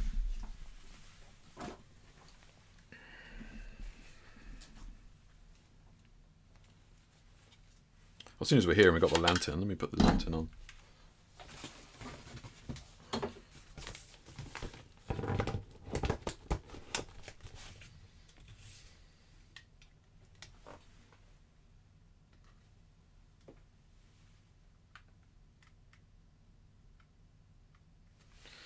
That's 1% power. Yeah, yeah. I must say, as soon as you start to get used to LEDs that give you the ability to go down to 0.1%, like in tenths of a percent or something like that, it is nice. It is nice. Yeah. Yeah, pretty clean, right? Pretty clean. Yeah. Yeah.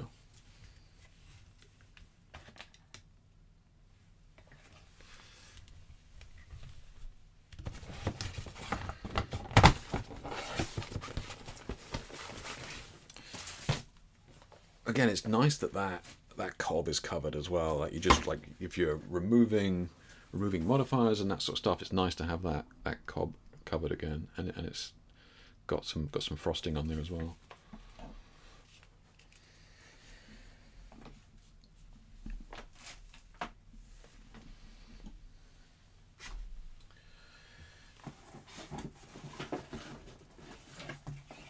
Okay, so next up, baby spot, right? So I've used a couple of these. I've used so many of these spots, projection units, whatever you want to call them, LED projection. It's got written here, optical snoots or regular snoots or whatever it is. I've used tons and tons of these, all the way up from the obscenely expensive and heavy duty, all the way down to a couple of these baby ones. And you guys may remember I tested the Nanlite baby one recently as well, which was excellent. So let's have a look at this one.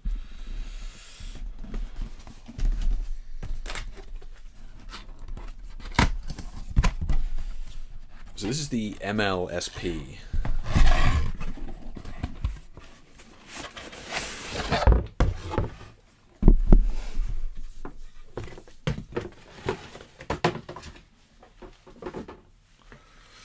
So again, comes in a nice case.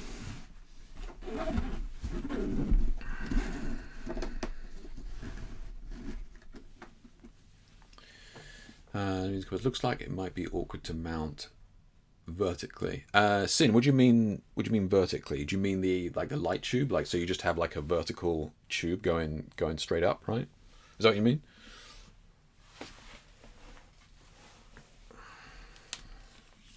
I guess if you wanted to do it with this has got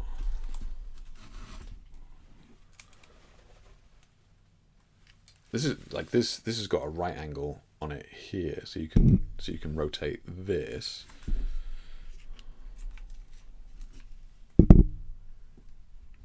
Right, so you can rotate that. So I guess you could do it vertically. I will say, can you guys see that? It doesn't quite go all the way down. It doesn't quite go 90 degrees.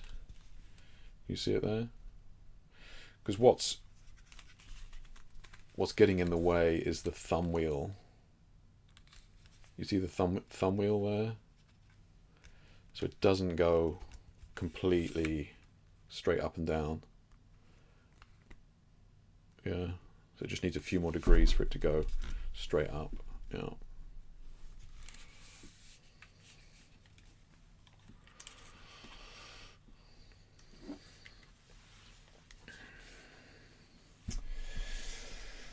Oh, Christmas came in. Yeah, I know, right? Yeah. No, it was. I mean, I came back from holiday. Between you and I, UPS chucked it over because I was away. I didn't realise. UPS chucked it over the hedge. I mean, thank Christ it didn't rain. They sent me a picture of it balancing on the wall. So yeah, delivered, took a picture of it, and then they just threw it over the hedge.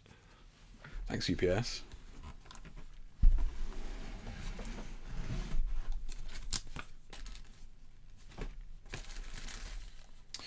So instructions, yeah.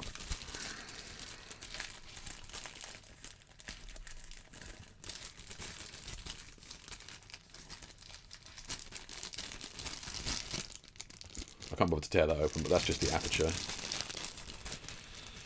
Oh, fine, I'll do it.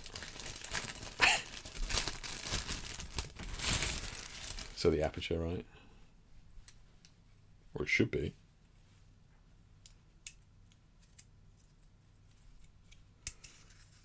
Oh, the gobo. Oh, I see. That's the gobo thing. Okay, so they go in there. All right, I'll have to have a look at that.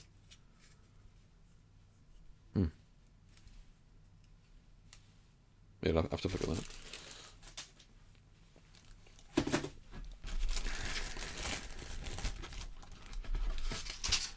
More gobos. Christmas presents.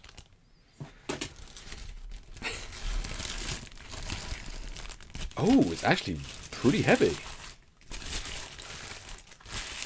Interesting. Okay. Okay. So why is that interesting? Well, it's interesting because the other ones that I've used, the baby ones that I've used before, have kind of been like, I don't know, polycarbonate plastic type things. Like, nothing wrong with that, but this is... Okay, this is a serious bit of kit. Okay. Okay. That's... Yeah. You can see that's all... Yeah. Oh, wow, that's all properly made. Oh, shit, okay. So the lens as well, right? So I think this is the 1950. Okay. So yeah, forget. I think this should be the widest one, but they do a variety of. I think they go down to 19. I'd have to test this. See how wide that is in the baby format, right? So we got the blades here. So the whole unit turns. So that's mounted to the light. You have the gobo in there. You can kind of micromanage the gobo on the whole unit. Interesting.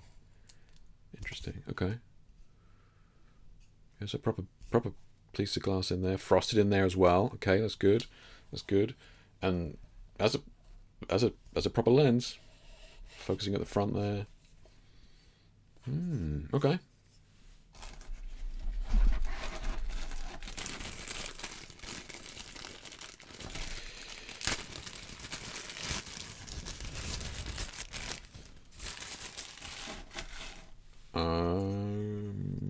Probably for holding stuff at the front of the light here, like maybe like gels or filters sitting on the actual lens itself. That'd be my guess. Yeah. So what am I looking for when I'm testing these things for myself? I'm looking for like how wide can I spread the actual light itself, right? So how wide can I spread it, especially if you're shooting in smaller location like home studio, on location, or in an office, whatever it is. Can we use this in a small room to spread the light over the subject, right? So I'm hoping that this is a wide, that they're one of their widest lenses.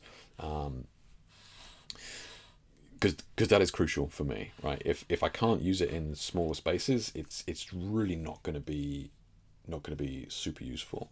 They do longer lenses, which is useful if you're doing like theatre and that sort of stuff, where stuff is going to be mounted, or like video or cinema shots where you're shooting a wider shot and you need the light to be mounted out of frame. So then you would have a tighter lens so that you can throw the light further and keep it tight, right? But for me, I'm looking for a wide throw in a short space. The other thing I'm looking for is very, very clean edge to edge light, so almost no hot spotting or vignetting in the actual lens itself. We see that being a major issue on the optical snoots, right? Because, you know, like, they're cheaper. They're like, you know, less than 100 quid. You put your own lens on there, and, you know, off you go, right? So, you know, that can be problematic. Like, the vignette can be a real pain if it's like a stop darker on the outside than it is on the middle. Doesn't look as good, right? The other thing I'm looking for is going to be the kind of chromatic aberration that you get when you're sending very, very hard light through a lens at the front. And again, cheaper lenses or plastic lenses or very kind of basic lenses that you can get on some of these projection units will give you colored fringing on the separation between the highlight and the shadow, or the shadow transition, right? So that's what I'm looking for me as being core. How quickly can I spread it? How minimal is the vignetting? There's always some, you know, unless you spend a ton of money. And then, is there any chromatic aberration on, you know, the shadow separation? So we'll see. That looks that's a serious bit of kit. Like, it's weighty. Yeah.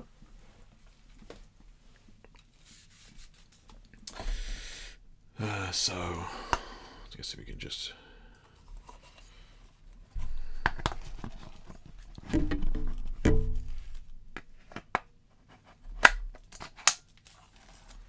Okay, snug. Yeah.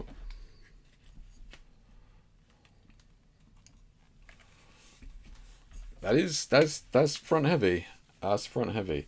Now, it does have a point there. So I am going to detach the battery mount here and put it. And again, Godox have put these little divots here, right, which will sit with the battery pack. So, you know, it's been thought out for sure.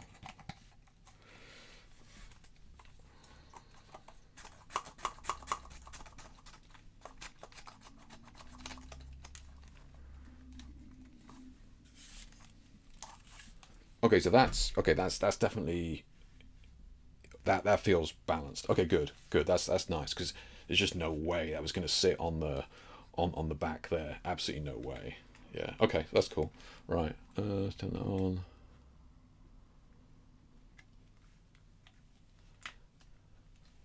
Cable popped out.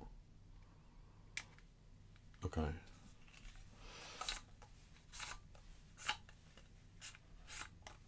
Okay, you guys can't see this, but that's a big spread, big spread, but quite quickly. Okay. That's really good, and almost no vignetting at all. I know you guys can't see it, but almost no vignetting at all. Yeah, impressive.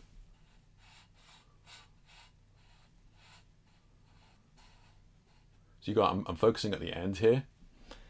Very clean, man. Very clean. Super clean. Yeah, impressive. Okay. Yeah, almost no vignetting at all. Damn. Okay. It doesn't look like there's like hardly any light loss as well. We're still at 1%. Yeah. Okay. I'll have to test that properly, but I mean, I'm shining it. I know you guys can't see it. I'm shining it on the wall back there. I can't see any aberrations or anything like that. Very, very clean. Damn.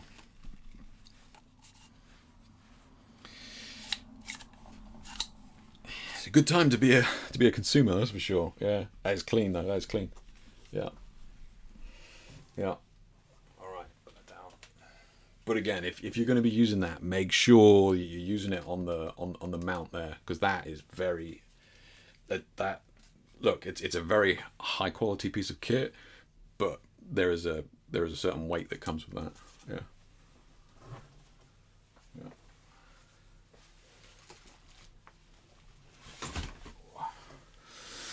Oh, dog's getting confused by all the crap on the floor. Okay. I think that's pretty much it. Apart from like the 8 packs of gobos they gave me. Yeah, impressive. Let's have a look at some of these questions.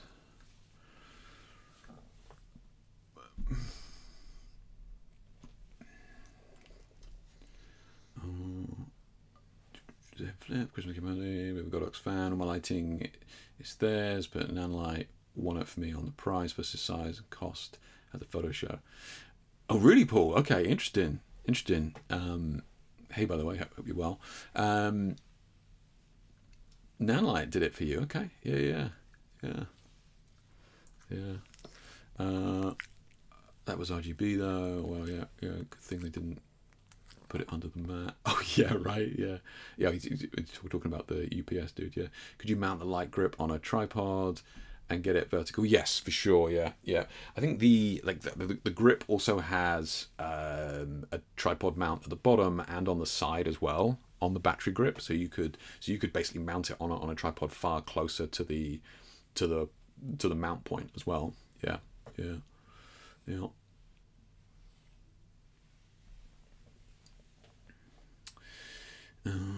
So from what I've seen from the snoot is the limitations. You can't make your own gobos so easily because they have to fit in the circular holder. Okay, interesting. Yeah, I didn't. The holder looked pretty normal.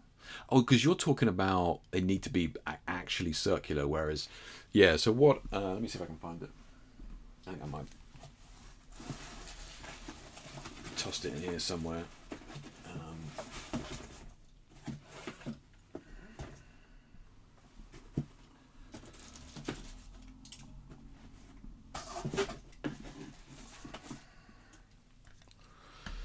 So I'm guessing what Paul's talking about here is that this is like so this is the the gobo holder that you would put in, right? Now a lot of other gobo holders, what they are is usually like a sandwich tray thing, right? So you just put the gobo in there, boom, and then you put it down. So the only thing I can assume is what Paul's saying is that they need to be exactly this circular size to go in there. Like you can't just pop it in your sandwich tray and drop it in. Yeah, I don't know. Let's have a look.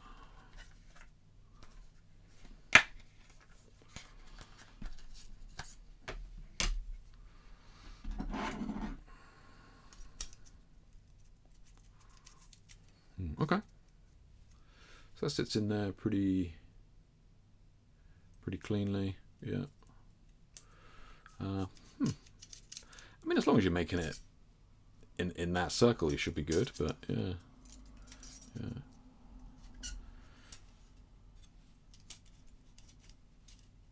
Maybe they take small ones on the other side. I don't know. Yeah.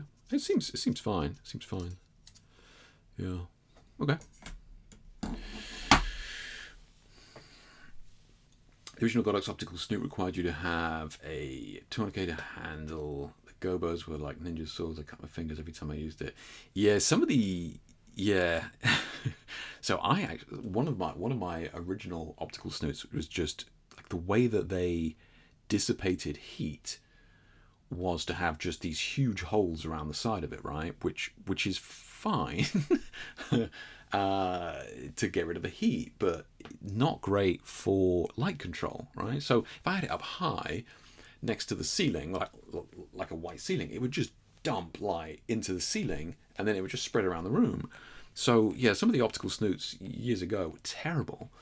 So I actually had I don't know what they call it, a snood or something, which is like a scarf that goes all the way around, and like I would actually in the optical snoot bag would be the snood that I would, like, it was just an old scarf that would go over it when I'm shooting. Yeah, they were a pain in the ass. Yeah. I got a cheap one, but it allows me to make gobos out of playing cards because they fit the whole perfect. Gotcha. Okay, yeah. Because you're talking about the slime ones, yeah. And using a circular machine to cut them out, I can do anything I like, which is great money to save it. Already have the kit. So I mean, you can buy those compasses, right? That cut stuff in a circle. So I guess as soon as you got the diameter correct, right? You could cut them out of playing cards as well. Yeah, mount Canon lenses on the optical. So yes, Alan. Yeah. So the optical snoots are. I mean, one of the cheaper ones I've got here was a Canon mount, and I just bought a Nikon adapter for it that was like a few quid. So yeah, so a lot of them came as a Canon mount as standard on eBay and that sort of stuff. You can get them for less than 100 quid, and then you just put like an old Canon lens on it. So I had an old Nikon 50mm lens that I used. Yeah.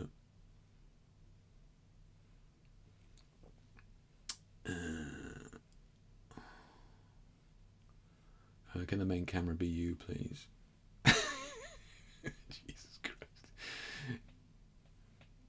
Hey Danny, how you doing? Oh, Dan Newbury. Sorry, I don't know why I was going Danny Woobry. I was waiting for the sliced finger when you put that gobo in the mouth. Yeah, right. Yeah. So a circuit is a printer essentially that cuts out card value. Ah, okay, that makes sense. Yeah. Okay. Look, I think Godox is doing like they're putting a lot out there, right? They're putting a lot out now. It's not they're not all winners, right? They're not all going to be game changing, but it's interesting, and I kind of find it funny because we were literally looking for a solution to this problem last week about how to bring decent soft light that's not a nasty softbox, via carry-on luggage on the plane and that sort of stuff. And that blow-up tube on this little thing here, I could see as being viable. Those tubes produce beautiful light, and I've never used a tube that's thick like that.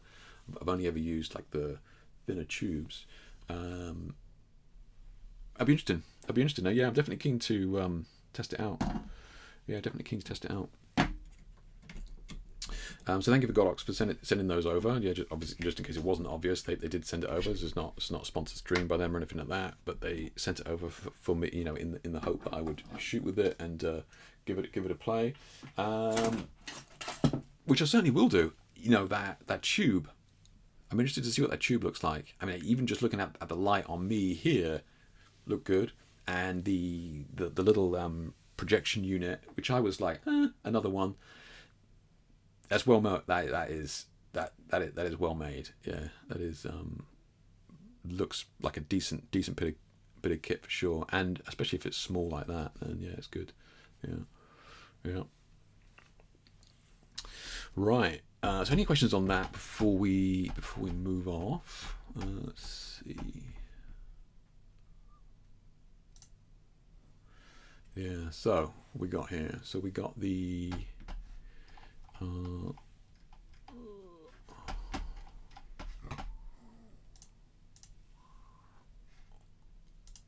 What was that?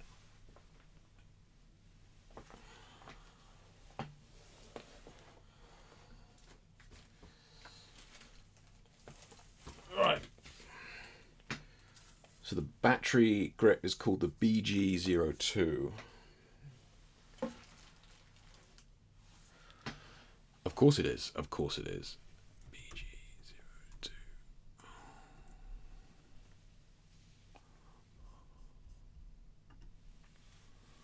Alright, let's bring this keyboard back over. Dog's nose, yeah, no, right. Silly sod. Yeah.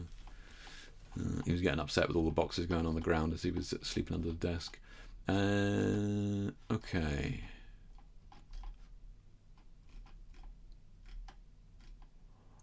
So 95 watts, airline friendly, flash limit grip, yeah, 160 degrees, stay powered up. Okay. Yeah.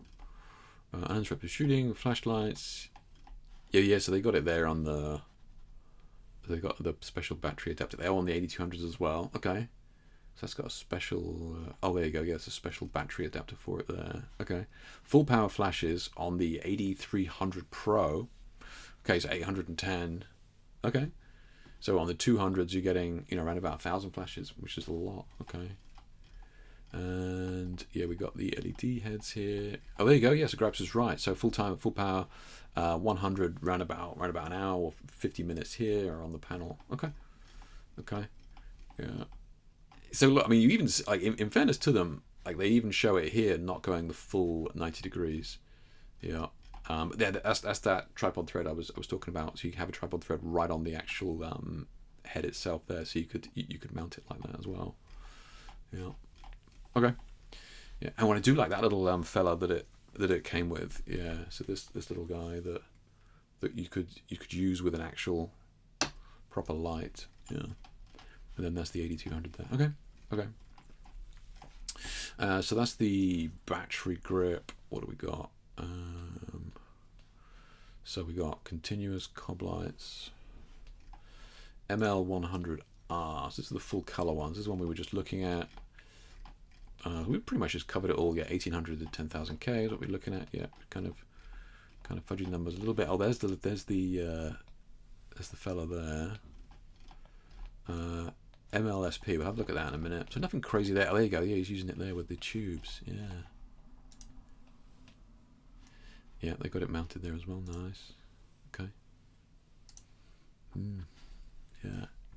Yeah, I'm interested by that tube. You know, I think yeah, it could be good. Like I said, I've used those the little ones as key lights above the head. They look very good. They do look good. So I'm interested to see what this is like. Yeah. Yeah. So the MLSP. Okay, so look at that.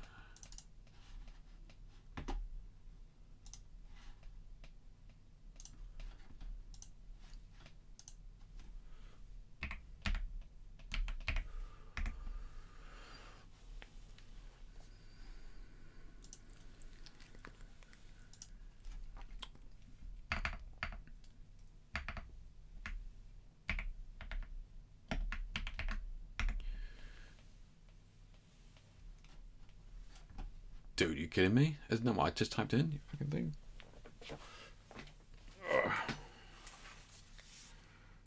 Yeah, MLSP. Okay. Surely it's not because I missed the Oh, yeah, apparently it is. Okay, cool. So is that one. So look. Yeah, so yeah, it was interesting. That's right, because the unit itself spins around from the head, which was interesting. Yeah. So the unit itself, you know, you can tweak the gobo. Usually in the optical snooch, you have to kind of jiggle the gobo in the actual housing, or take the gobo out and kind of turn it around. But this is cool. It actually enables you to kind of twist the actual house itself. So, you know, it's a nice little addition. Yeah. Yeah. So I did get the widest one. Okay. I will say I didn't see any of this vignette when I was using it a second ago. So yeah, so I've got the 50, which is the widest one. Brilliant. Okay, and it is very wide. I'd have to compare it to other models to see where it comes in, but it may be one of the widest ones. Yeah. Yeah. Thank you, Gripes. Yeah, you were right. Yeah. Yeah. Okay. So we'll see. Yeah. So 50 degree is the widest one. Again, that would be my recommendation unless you're doing something specific, you know, long range. Yeah. Okay. Have to have a look.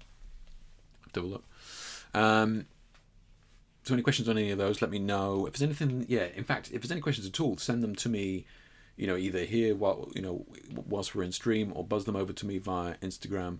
I tell you why, because it's useful for me when I'm kind of reviewing something or taking a look or testing it, right? If somebody's got questions, then it usually means that it's something that more than one person wants answering. So yeah, if you've got any questions on any of those, let me know. But yeah, I'll give them a test. All right. Okay, so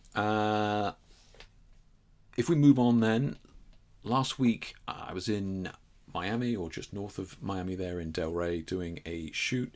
If you guys aren't aware, I do a lot of mentoring and have done for a very long time. So this was a mentoring session where a very nice guy over there that I've known for a while called Brian. I've done some online mentoring with him for a long time, and he asked me to go over there and do some one-to-one teaching with him. And I've done this a bunch over the years. Sometimes people come to me here in the UK, whether it be, you know, I've got a guy from Dubai coming over, or got a guy from Switzerland, or I've gone up to Scotland, or all those sorts of places as well. So I do a lot of the one-to-one mentoring things, and it's like it's definitely one of the perks of the job, right? Because a you get to travel, and B, you get to kind of push your ideas and techniques into different ways of using them, right?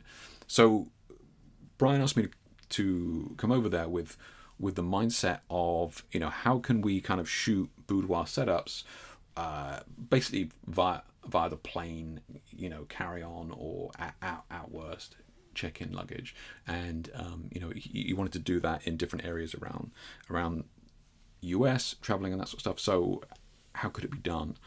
So I went over there with some setups. So we did a bunch of boudoir type setups over there, and I also did a bunch of beach shoots that I wanted to kind of play with. And one of the ideas I wanted to play with was using speedlight on the beach, kind of pre-dawn, and capturing the dark in the background, illuminating the model with the speedlight before the sun came up, right?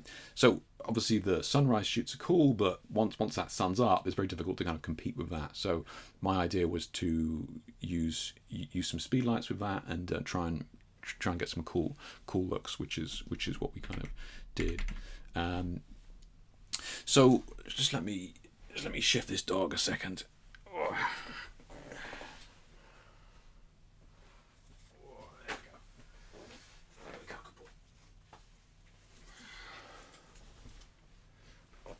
So the setup that I was using was a setup that I've kind of recommended before, right? So this is a right angle bracket that I have on the camera here, right? So it enables me to shoot with the speedlight vertically like this, and then I'm just using the X3 trigger on here that syncs to the camera here. Now for all of these shots, I was shooting TTL. And those of you know, I did my review on this. Was this the V100 or something speedlight last year? Really impressed with it. Yeah, specifically for its TTL capabilities, because it just never misses. Yeah, it just never misses. Yeah, it's crazy, absolutely crazy. The thing was flawless, absolutely flawless. Yeah, which is very good. And again, it's synced from here to there, so that's the reason. And the reason I'm using this vertical grip here is to kind of get cleaner lighting on the subject. So a lot of times people, when they're shooting with speedlights like this, they'll keep the speedlights mounted on the side or on the top even, right? So when they shoot vertically like this, I'm not showing my screen, my bad. So when they shoot vertically like this, when the speedlight is in the hot shoe here, right, when it's over on its side, you get these shadows across to the side. Now this seems like I'm exaggerating this for the sake of this article, but like it is crazy. If you're in close, now obviously if you're 30 feet away, you're not going to see it as much. But shooting like this gives you these nasty shadows. I saw a guy doing it earlier on. And it's so obvious, right? And it's just such a simple fix, just to use the right angle bracket, boom, immediately the lighting looks just immediately better, right? So I'm using that, and I'm using the TTL bracket on there. I'm using the TTL with the flash trigger on there, and it was flawless, right? It was flawless. Yeah, really, really good. So this is kind of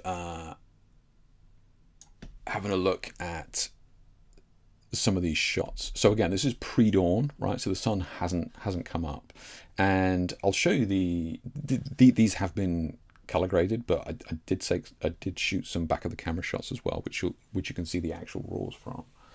So what's going on here is I've set the camera to be very, very cold, right? Blue in terms of Kelvin. So if we look at the original file here, I think we can probably see the Kelvin on here, can you?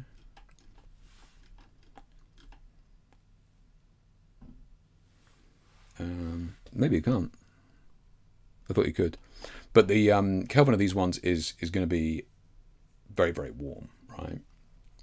Very, very cool, right? So that I'm setting the background to be bright blue, right? So you set your Kelvin on your camera to like as high as it'll go, which I think is like 10,000 or something like that, which makes the daylight behind bright blue. Now, when I'm then using a red gel here, which is powerful enough to overpower that blue color, so that the blue Kelvin really has almost no effect at all on the actual red on the model, as it were. So I just want to show you the raws that I posted the other day, because I added a little bit of green. So there you go. Yeah. So this is the raw. So you can see how bright blue that Kelvin is, right? Is like vivid blue. And all I've done in post with the color grading is just to add a little bit of green to the highlights. So there's no masking or anything like that. This is all purely done in camera with a red gel. And then I've just done a little bit of grading afterwards, just to kind of ease off on the kind of deep blue. Okay. So there's a couple of things as well with doing this, and a couple of settings that I found worked quite well, and others that maybe didn't, which we'll look at. This is what happens when you take the red gel off. So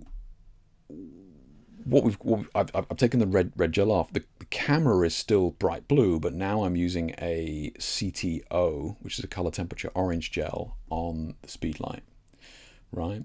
So the background is still blue. She's being flashed with the orange speed light, but because the Kelvin is so cold, it's making her skin tones neutral again, right?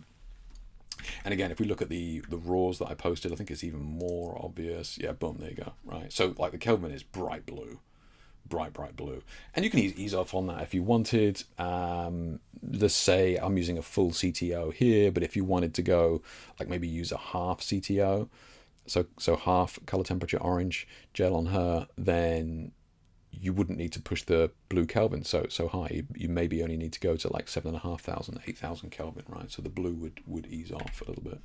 But again, like there's no masking here. All I've done is just added some green to the highlights. Yeah. Okay.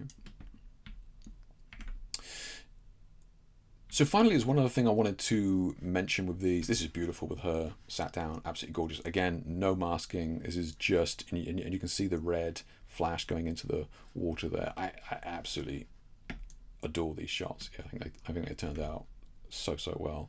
And again, you can see the sun hasn't quite come up yet, but you can still see the daylight reflecting off the waves behind her. Very, very cool. So this is what happens when you just don't do anything at all. So you just do a onboard speedlight shot on the beach, and you don't do anything with the Kelvin, you don't do anything with gels on the speedlight. You're just using just a regular onboard flash, which is what I'm doing there, TTL onboard flash, and clean, right? But the background isn't as blue. Obviously, it's more normal in the background. If we skip over to these ones. Boom, there you go. So more of a normal color, right? So normal color. This is just your regular standard speedlight shot where you just using normal Kelvin, which is, I don't know, like I'll probably shoot about 5,000, something like that, right? Boom, job done. So you get a huge difference between just a normal shot and then the Kelvin being pushed, right? So it's not going to be for everybody, but it is worth playing with, right? And then lastly, the final shots that I had there was, I actually just did this right at the end because I wanted to show you guys the difference, was what happens if we use a CTB gel on the speedlight, which is a color temperature blue gel on the speedlight, turn the Kelvin all the way down to make the image warm to compensate for the bright blue model here, right? I don't think we got Kelvin here anymore. We know we got color. Oh, we do have. Okay.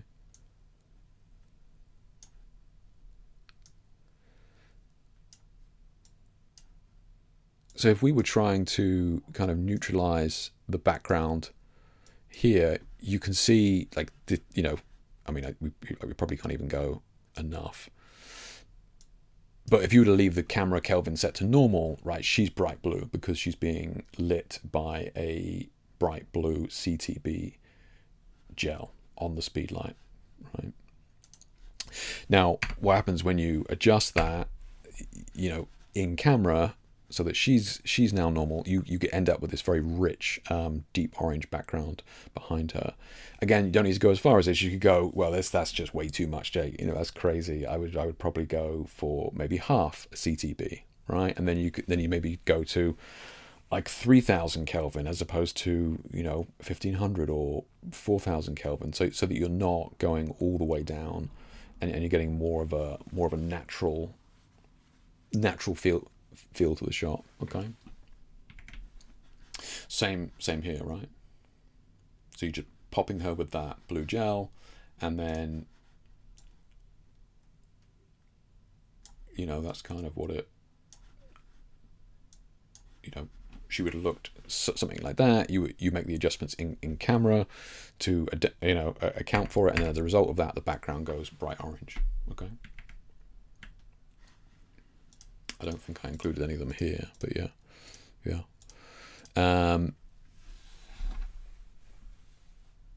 Does it have blades? Which does what have blades, Alan? The spotlight adapter thing there on the Godox one. Yes, it does. Yeah. So you can make it into a slot if that's what you're asking. Yeah. It had 4 blades. Yeah. So there's a couple of other things that I would mention with this speedlight shoot that I was kind of testing as I was shooting as well, and trying a couple of different ideas that is worth bearing in mind. You've obviously got the ability to adjust the compensation, right, of the speedlight. I don't know whether the keyboard camera is still there or not. Yeah, it is. Yeah. So you've got your TTL here, and then you can adjust the compensation on the speedlight itself to whether you have it like 3 stops brighter than what it thinks, or darker. So the biggest issue that you're running into here is the sun is coming up the whole time, so your background exposure is changing the whole time as well. Okay. So yeah, here I know it's pretty bright, but yeah, so you're adjusting the TTL brightness and darkness here. Okay. So I was like, tweaking this a little bit if I was coming in super close or something like that, but you probably didn't need to do too much with it. Yeah. So that's one thing to think about, is the compensation. The other thing that I was interested in playing with is going to be the zoom here, right? So we got 28 there, all the way up to 105. And what this does is it spreads and tightens the flash, right? So it's one thing to play with and think about if you're testing this, because typically if you're going to be any closer than 10 meters, you'd really want it set to 28mm to be super wide to kind of get everything you want. The one thing that I was kind of playing with that I really liked was having this pocket. Having this pocket of light on her, and that comes from having your speedlight set to a tighter zoom, right? And I was probably anything, I think I was probably 80 or 105mm zoom on that. So it's giving me this tight pocket, and you can see it here, right, where it's kind of vignetting down the body. So something to think about whether you like it or don't like it. I kind of really like this pool of light, right? It really focuses you in on where you want to be here in the middle, which I thought was kind of cool. But playing with that, and here as well, right? You can really see it dropping off. And again, I'm not doing that in post. I'm not darkening out or masking or anything like that. That's just by using the zoom on the speedlight to give you this pocket, right? And a little bit wider here for this shot, right? So I've zoomed out a little bit on the speedlight. So I doubt I went down to 28mm, but you can see we're getting far much more light on her here. Yeah. And again, a lot of light here, and probably a little bit more here compared to what we were earlier as well. Yeah. So the other thing to think about is the aperture when you're shooting with these, and that seems weird to bring that up. But again, I was kind of playing with this style, this kind of stark strong, harsh speedlight onboard camera flash look that I was kind of going for is reminiscent of, you know, 90s kind of onboard flash and that sort of stuff. And I am seeing more and more of that look. What's interesting about this was shot at f8, right? And this, like, shooting at f8, all the other ones you've seen were like 2.8. And it makes a big difference. It makes a big difference. Yeah, this is just a JPEG. But yeah, these ones are shot at f8, and it gives you more of that kind of stark feel to it, which I was kind of into. Again, yeah, f8. Oh, this is that ghosting on the water droplets. Yeah. But yeah, shooting f8, I'd never normally shoot f8. I wanted to test it because that's more reminiscent of that style of photography where you're shooting on these kind of smaller cameras which have an inherent aperture, like almost like the disposable cameras were all kind of f8, right? And it kind of gives you that vibe as well. So again, not saying, you know, it's the be all and end all, but I found shooting at f8 made a big difference to the final look. Yeah, and obviously I mentioned this before, but monitoring the darkness back here as well is going to be done with your ambient light, right? So you're setting your camera's ambient light, so you don't even have the flash on the camera at first. Take some shots, make sure the background is nice and dark. That's the way that I shoot it. Have it nice and dark, and then pop the flash on to give it that pop. You know? I don't know what on earth that is. Weird.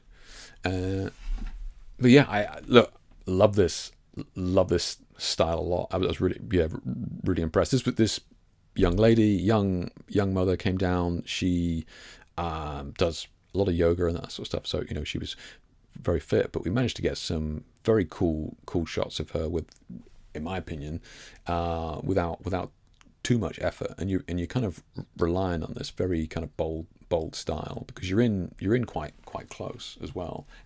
Because I'm on a zoom lens here, probably 24 to 70. What am I at here? There you go, focal length 32, right? So on some of these, I'm really quite wide.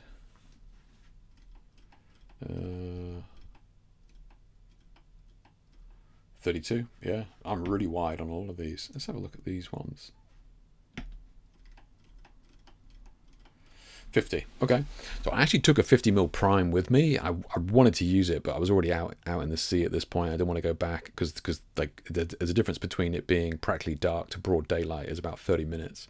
So I didn't want to waste any time by going back up the beach to switch the lens to a 50. But I think if I had to shoot fixed lens of a prime, I think it would be 50mm here for sure. Yeah. Yeah.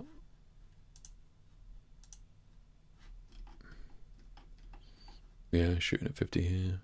Yeah. Okay. So I think that's all I kind of wanted to mention on those.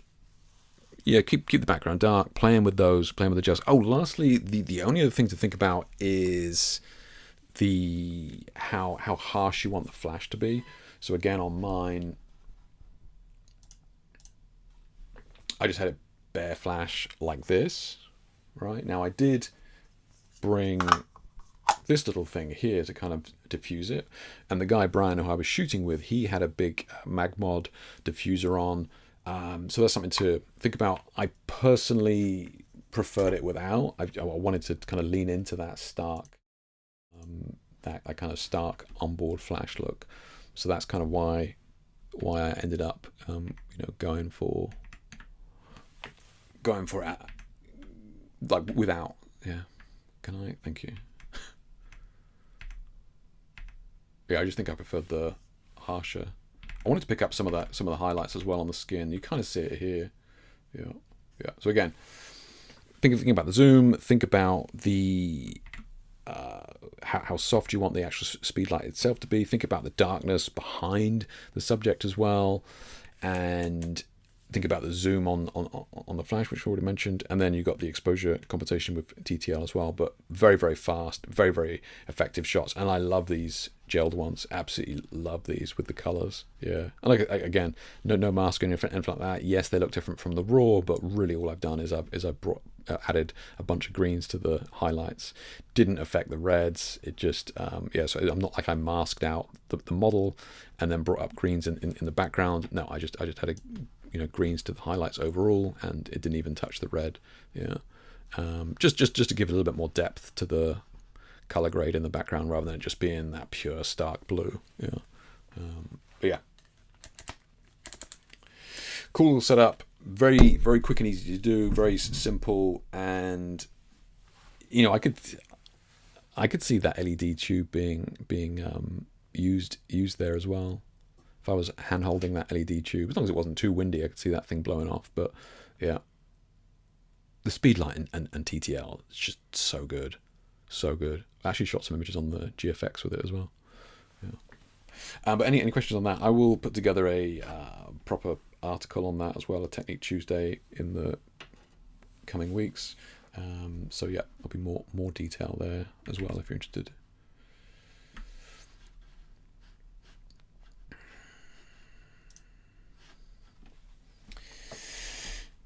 Okay, so let's have a look at what images you guys have been working on. Let's have a look at the share a shoot here, see what we got. Let's have a look. Oh my god, we've got a lot of comments here now.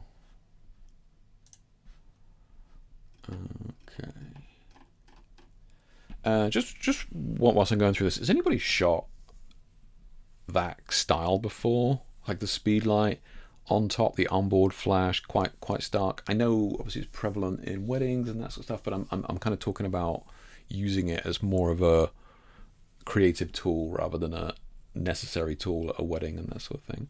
Well, I've seen some great use of it with black and white in weddings, to be fair. A little bit of movement, flash, can look very, very cool. Yeah, can look very, very cool. But please get yourself one of those brackets.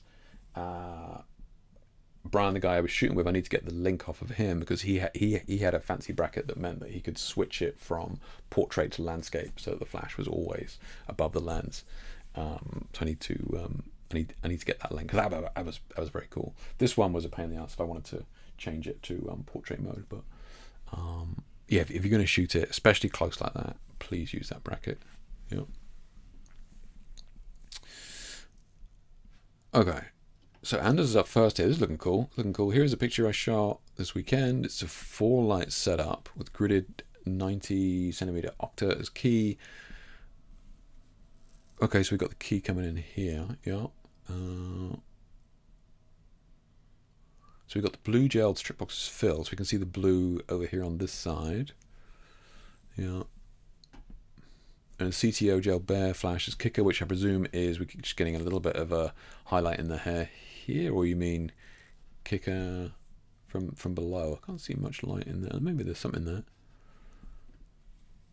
It's a bit diopter, made the bottom blurry. Nice. Yeah, light effective on the right. Lens maybe omni. Okay, just started to play with the omni. This is cool. Yeah. Look, I think this is a good spot, right? And we looked at that guy's images before of Ryan Gosling and that sort of stuff, and it's like subtle, right? It's just a hint of it, yeah. And I think that can be a nice kind of mix or a nice balance. I think sometimes when we use a lot of the effects, it can just be all about the effect. That's the first thing you see when you open up an image, right? And we're going to speak about that with a Lens Baby twist, which is very dramatic. Like as soon as you look at that image, you're like, the first thing you see is that, whoa, that's very, right? It's all about that effect. So I think when you're using things like the Lens Baby Omni or something like this, I think this is a nice balance, right? Where it's not the first thing that you look at, it's far more subtle and kind of adds a little bit of interest, draws you into the image rather than just this crazy effect layered on top. So I think it's looking good, man. It's looking good. Yeah, this is nice. I would potentially ask you to consider easing off a little bit on the skin retouching here, just to bring it back. I think it's just a change in the times, and there's nothing wrong with what you're doing here. I just think there's a meta shift in skin retouching that we're seeing that is just easing off a little bit more than perhaps we've done in recent years, right? So it's just something to think about. If you're not sure, you know, and you've been staring at this image a long time, you know, one thing that you can do to kind of get fresh eyes on an image is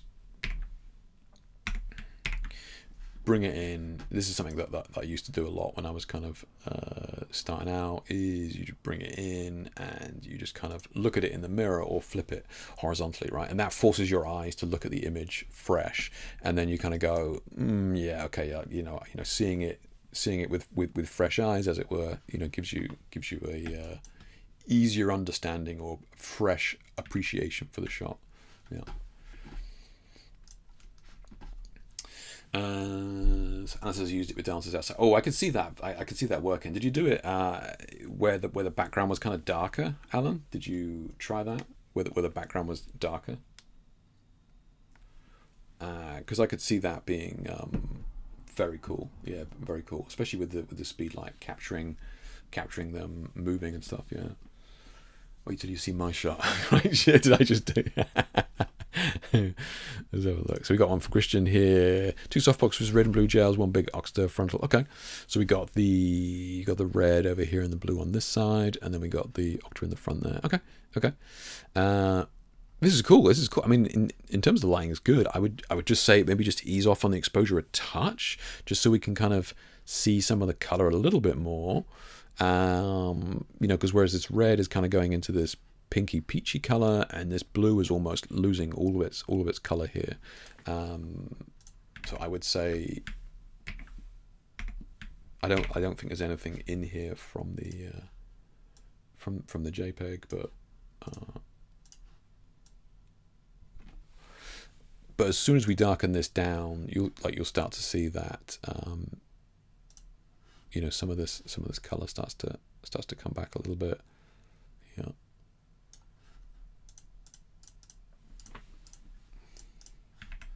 Yeah.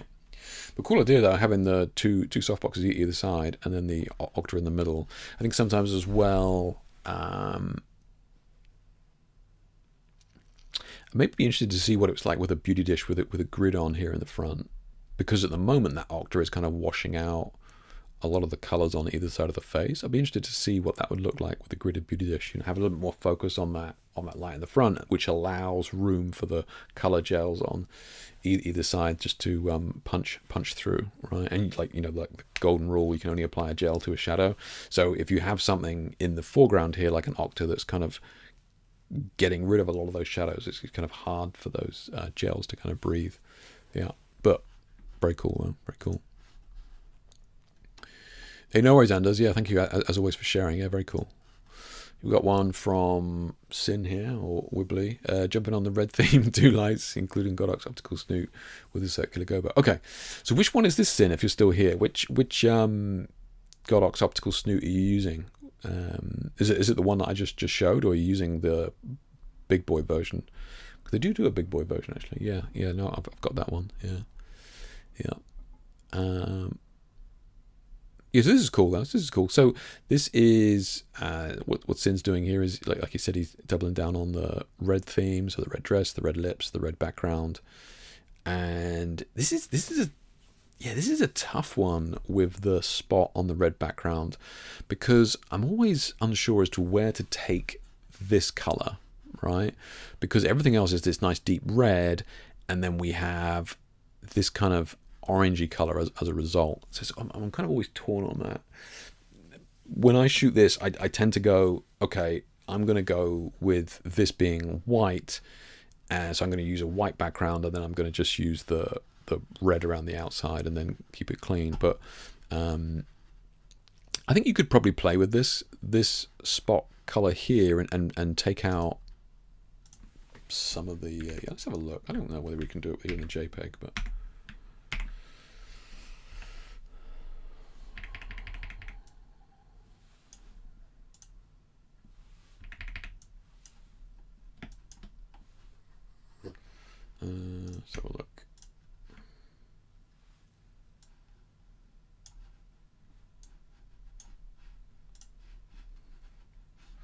So let's see. What do we want?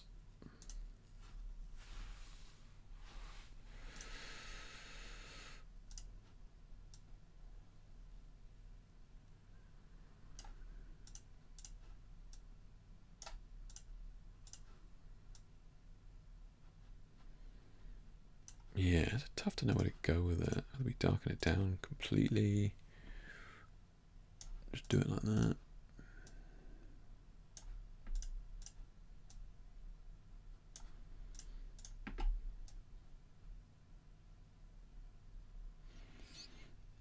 Yeah, we need to play with that. I feel like there is something in there that we can bring out in terms of just the full red. I feel like it's there.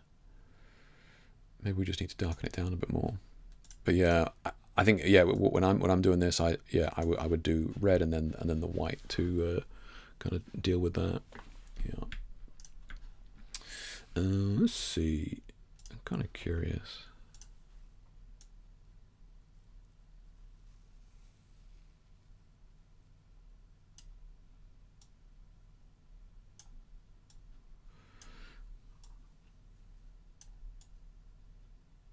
Yeah, it's tight. It's close. It's close, but yeah.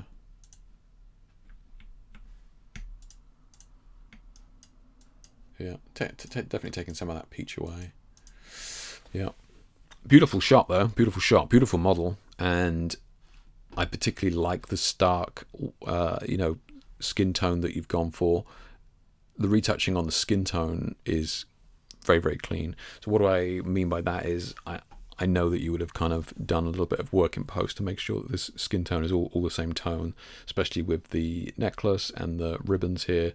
I think you've done a great job to kind of almost keep this shot monochrome. Not quite monochrome, but just really these two colors. This beautiful sandy skin tone and then the red, nothing else. Yeah, it's good. Again, I would say the same thing about the retouching personally. Just ease off a little bit on the smoothing, but otherwise I think this is a great shot. Yeah. Again, I think you did really well with the skin tone matching there. Really nice. Yeah. So we've got one from Stephen here. I haven't edited this set yet, but I thought you'd get a kick out of the lighting setup I crafted together this weekend to get a specific camera look I wanted. Featured below next to the back of the camera tease.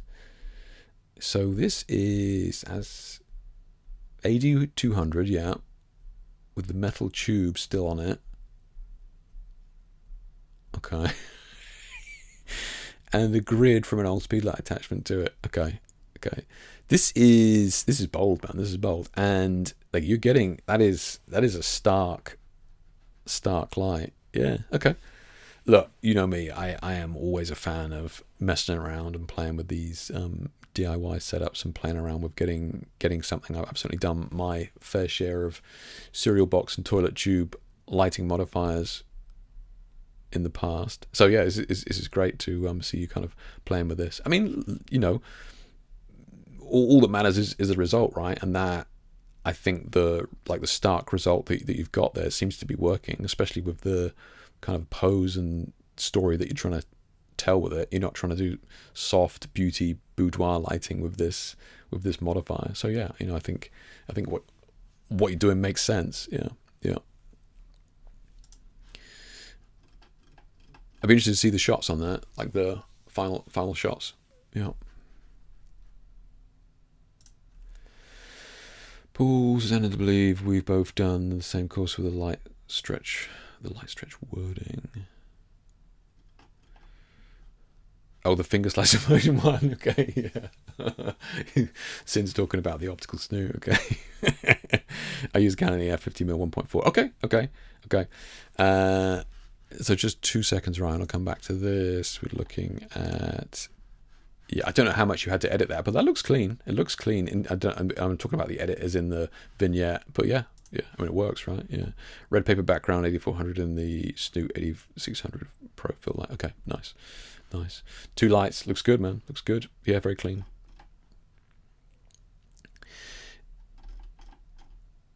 And as I believe we did the same in the light stretch wording. Okay. The light stretch wording. What am I missing?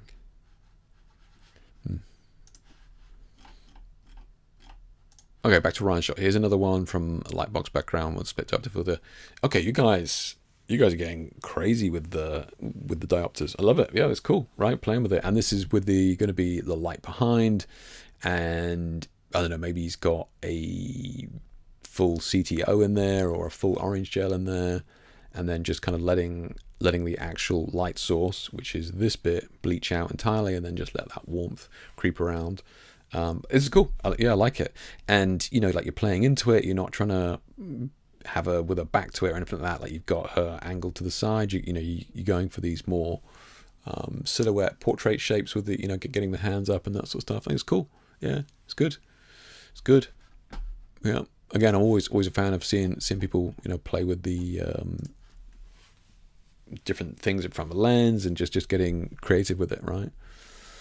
Spent lots of time outdoors lately. Good for you, man. Good for you. I mean, spring is here. It was a beautiful day today, actually. So here is a dreamy forest photo shot on the RX100 Mark IV and edited with all my usual tricks. Nice, man. Yeah, nice. Are you on your Vlad? Are you still here? Is that just a timer, or are you triggering that via your phone? Yeah, cool shot though.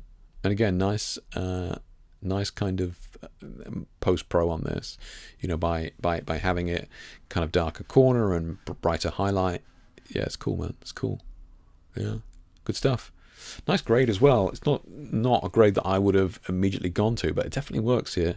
Yeah, like even like the rust colored trousers you've got there, working with the brown tree trunks and that sort of stuff, and the skin tones.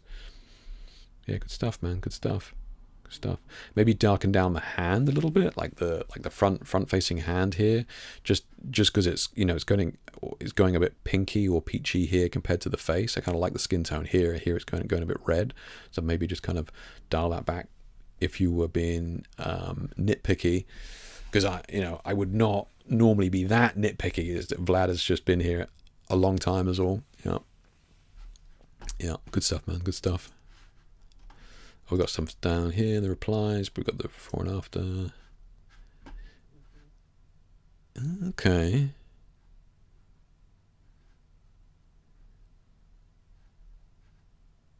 Interesting. Okay.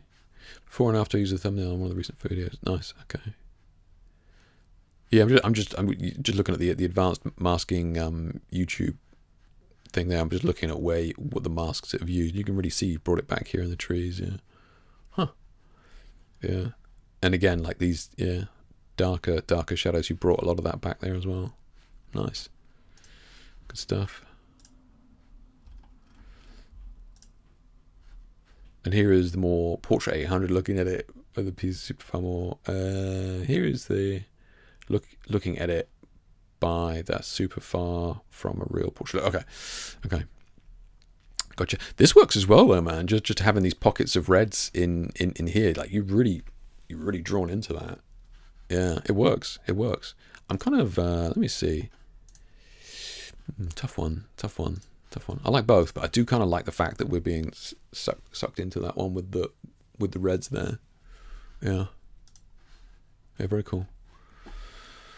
Stretch class is a term that J. Marcus R. uses. He's the guy that teaches the whole Omni stretch class effect thing. Gotcha. Okay, thank you, Paul. Thank you for explaining that. Yeah, I was like, what stretch thing am I missing? Yeah.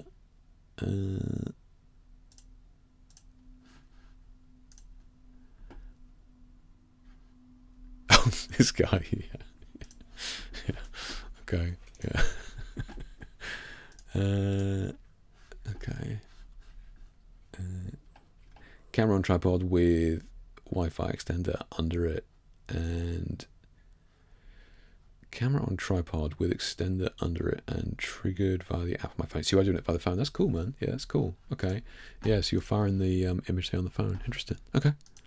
Cool. That makes way more sense than having to do it on the timer, scrabble up there, and then kind of look casual. Yeah. Nice.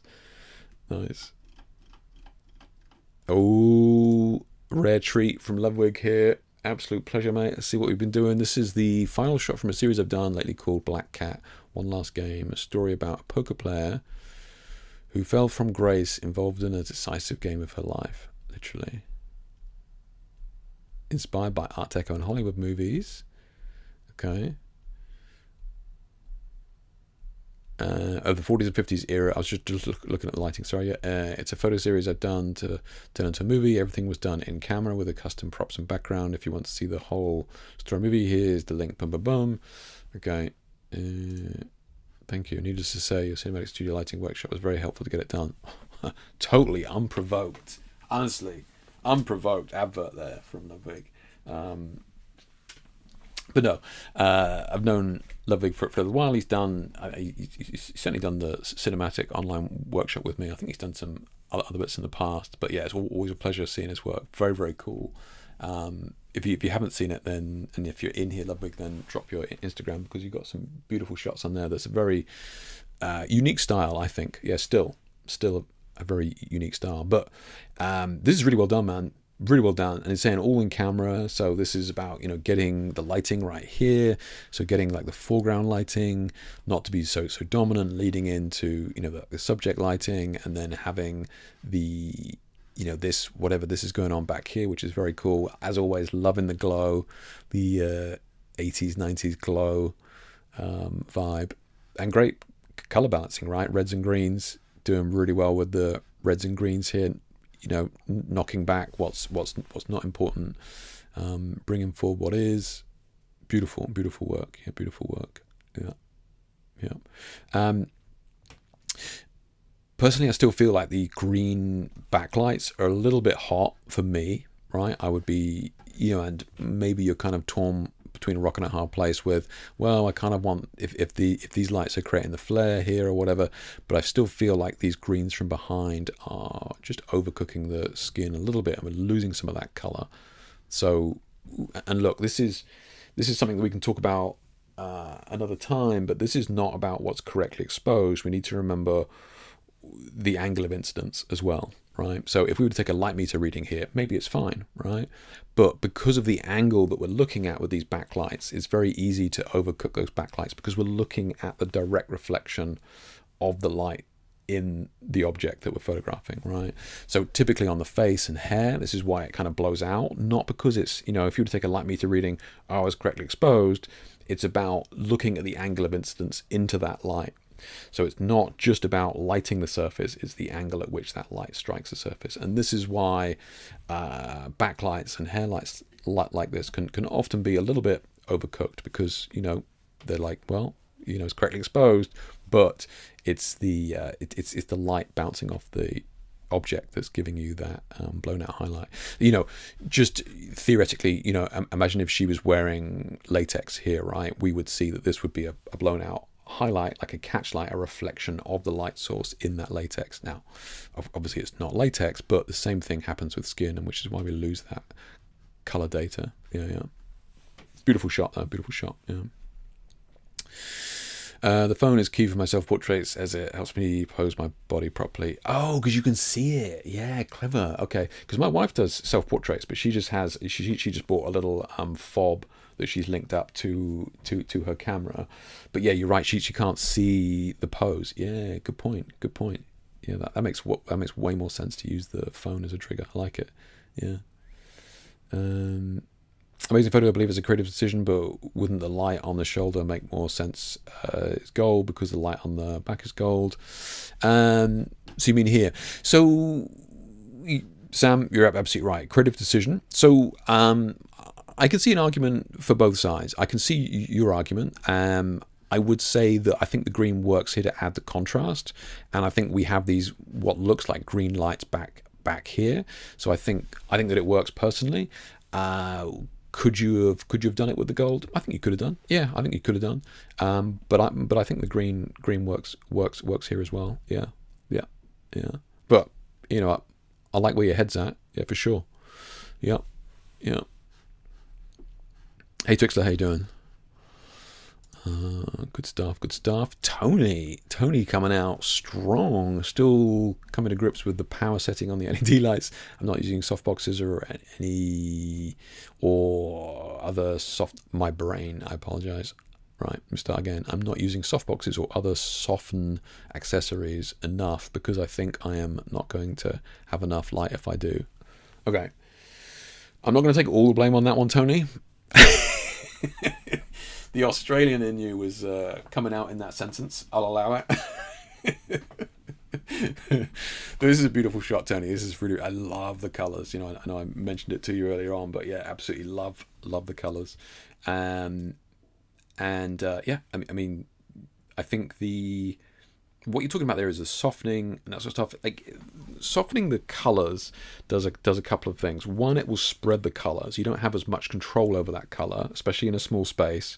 So if you're doing like a home studio, or even in a small studio where you've got white floors and white walls, as soon as you soften that light, you are diffusing it and it's going everywhere. So you lose a little bit of that control.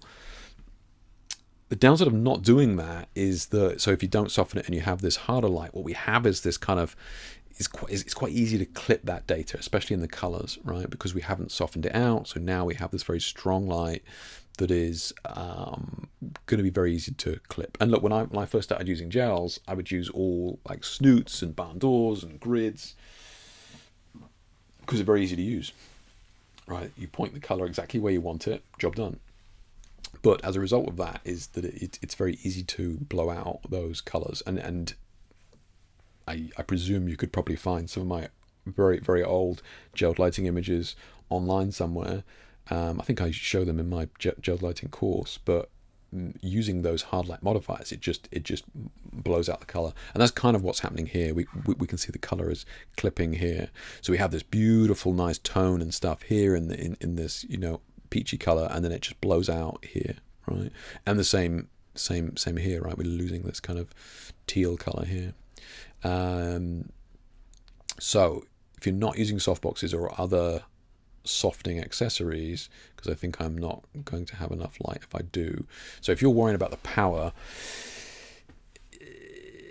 at most they take a stop of light, but most of them don't even take a stop of light. And that's the difference between shooting at ISO 100 or ISO 200. So I would consider it. And then, you know, you're using one of those new fancy cameras. You won't have any problem shooting at 400, 800, 1600 ISO, honestly. And if you're like, oh, still, like, Lightroom does some black magic stuff to noise that is mind-boggling. So if it was a difference between getting the shot that I wanted with the colors that I wanted and the look that I wanted, but I had to shoot it at 800 ISO over 200 ISO, there'd be no hesitation for me. Yeah, especially with the technology that we have today. Yeah, this is cool though. Love the colors, beautiful colors. Yeah.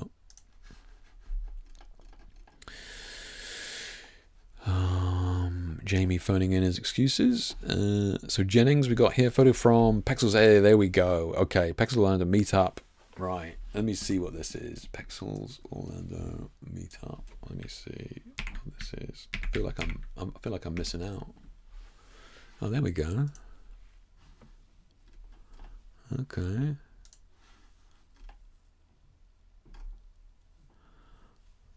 Join us for Colourpop theme meetup. Meet Gardens, create photography. This is cool. Yeah. I wish we did more stuff like this in the UK, man. I guess the weather just makes it so dodgy to plan, right? Yeah. 74 attendees. Okay. Damn. So how much is something like this? Is there a price here? Like, how much did you have to pay if you're in chat? I don't know whether you're in chat anymore. I know you were at the start, but yeah, this is cool though.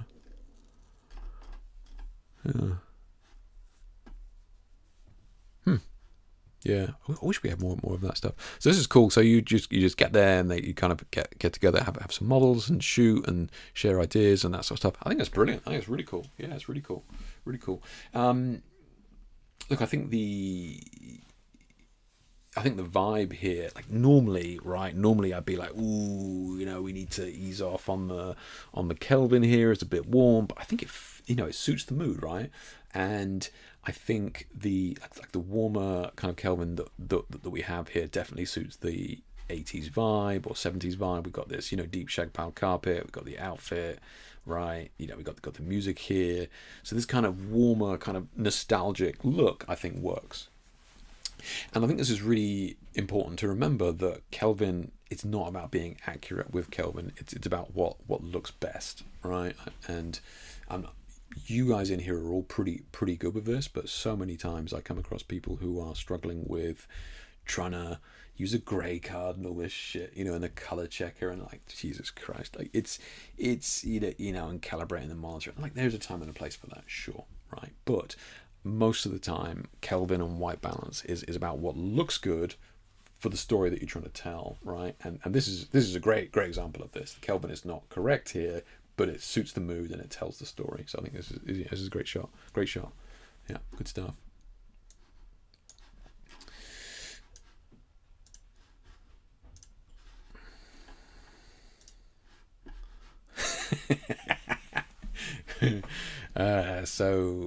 Paul here. This is from a shoot yesterday. I did it with 8400 Octa with grid on the left, Neo 3 on the right, and then the Omni kit. Okay. So we were kind of talking about this a minute ago, which is what Paul was saying. Oh, wait till you see my shot. My comment was, it's nice to see these subtle, effects in the foreground that don't draw your attention and dominate the frame. Look, I think these, like this circle here is gorgeous, but yeah, this fire here is probably a bit strong, but yeah, I think look cool. Yeah, it's cool. I think lit well, nice lighting on her, nice strong contrasting color between like the orange and the blue on the hair and stuff. Yeah, it's cool. Yeah. So Sam says Pexels meetups are free. Don't recall of any occasion where they charged. That's what I was seeing from that, Sam. When I was looking at it, I was like, that's so cool. Yeah, that's so cool. Have you ever been to one, or do you know anything about them?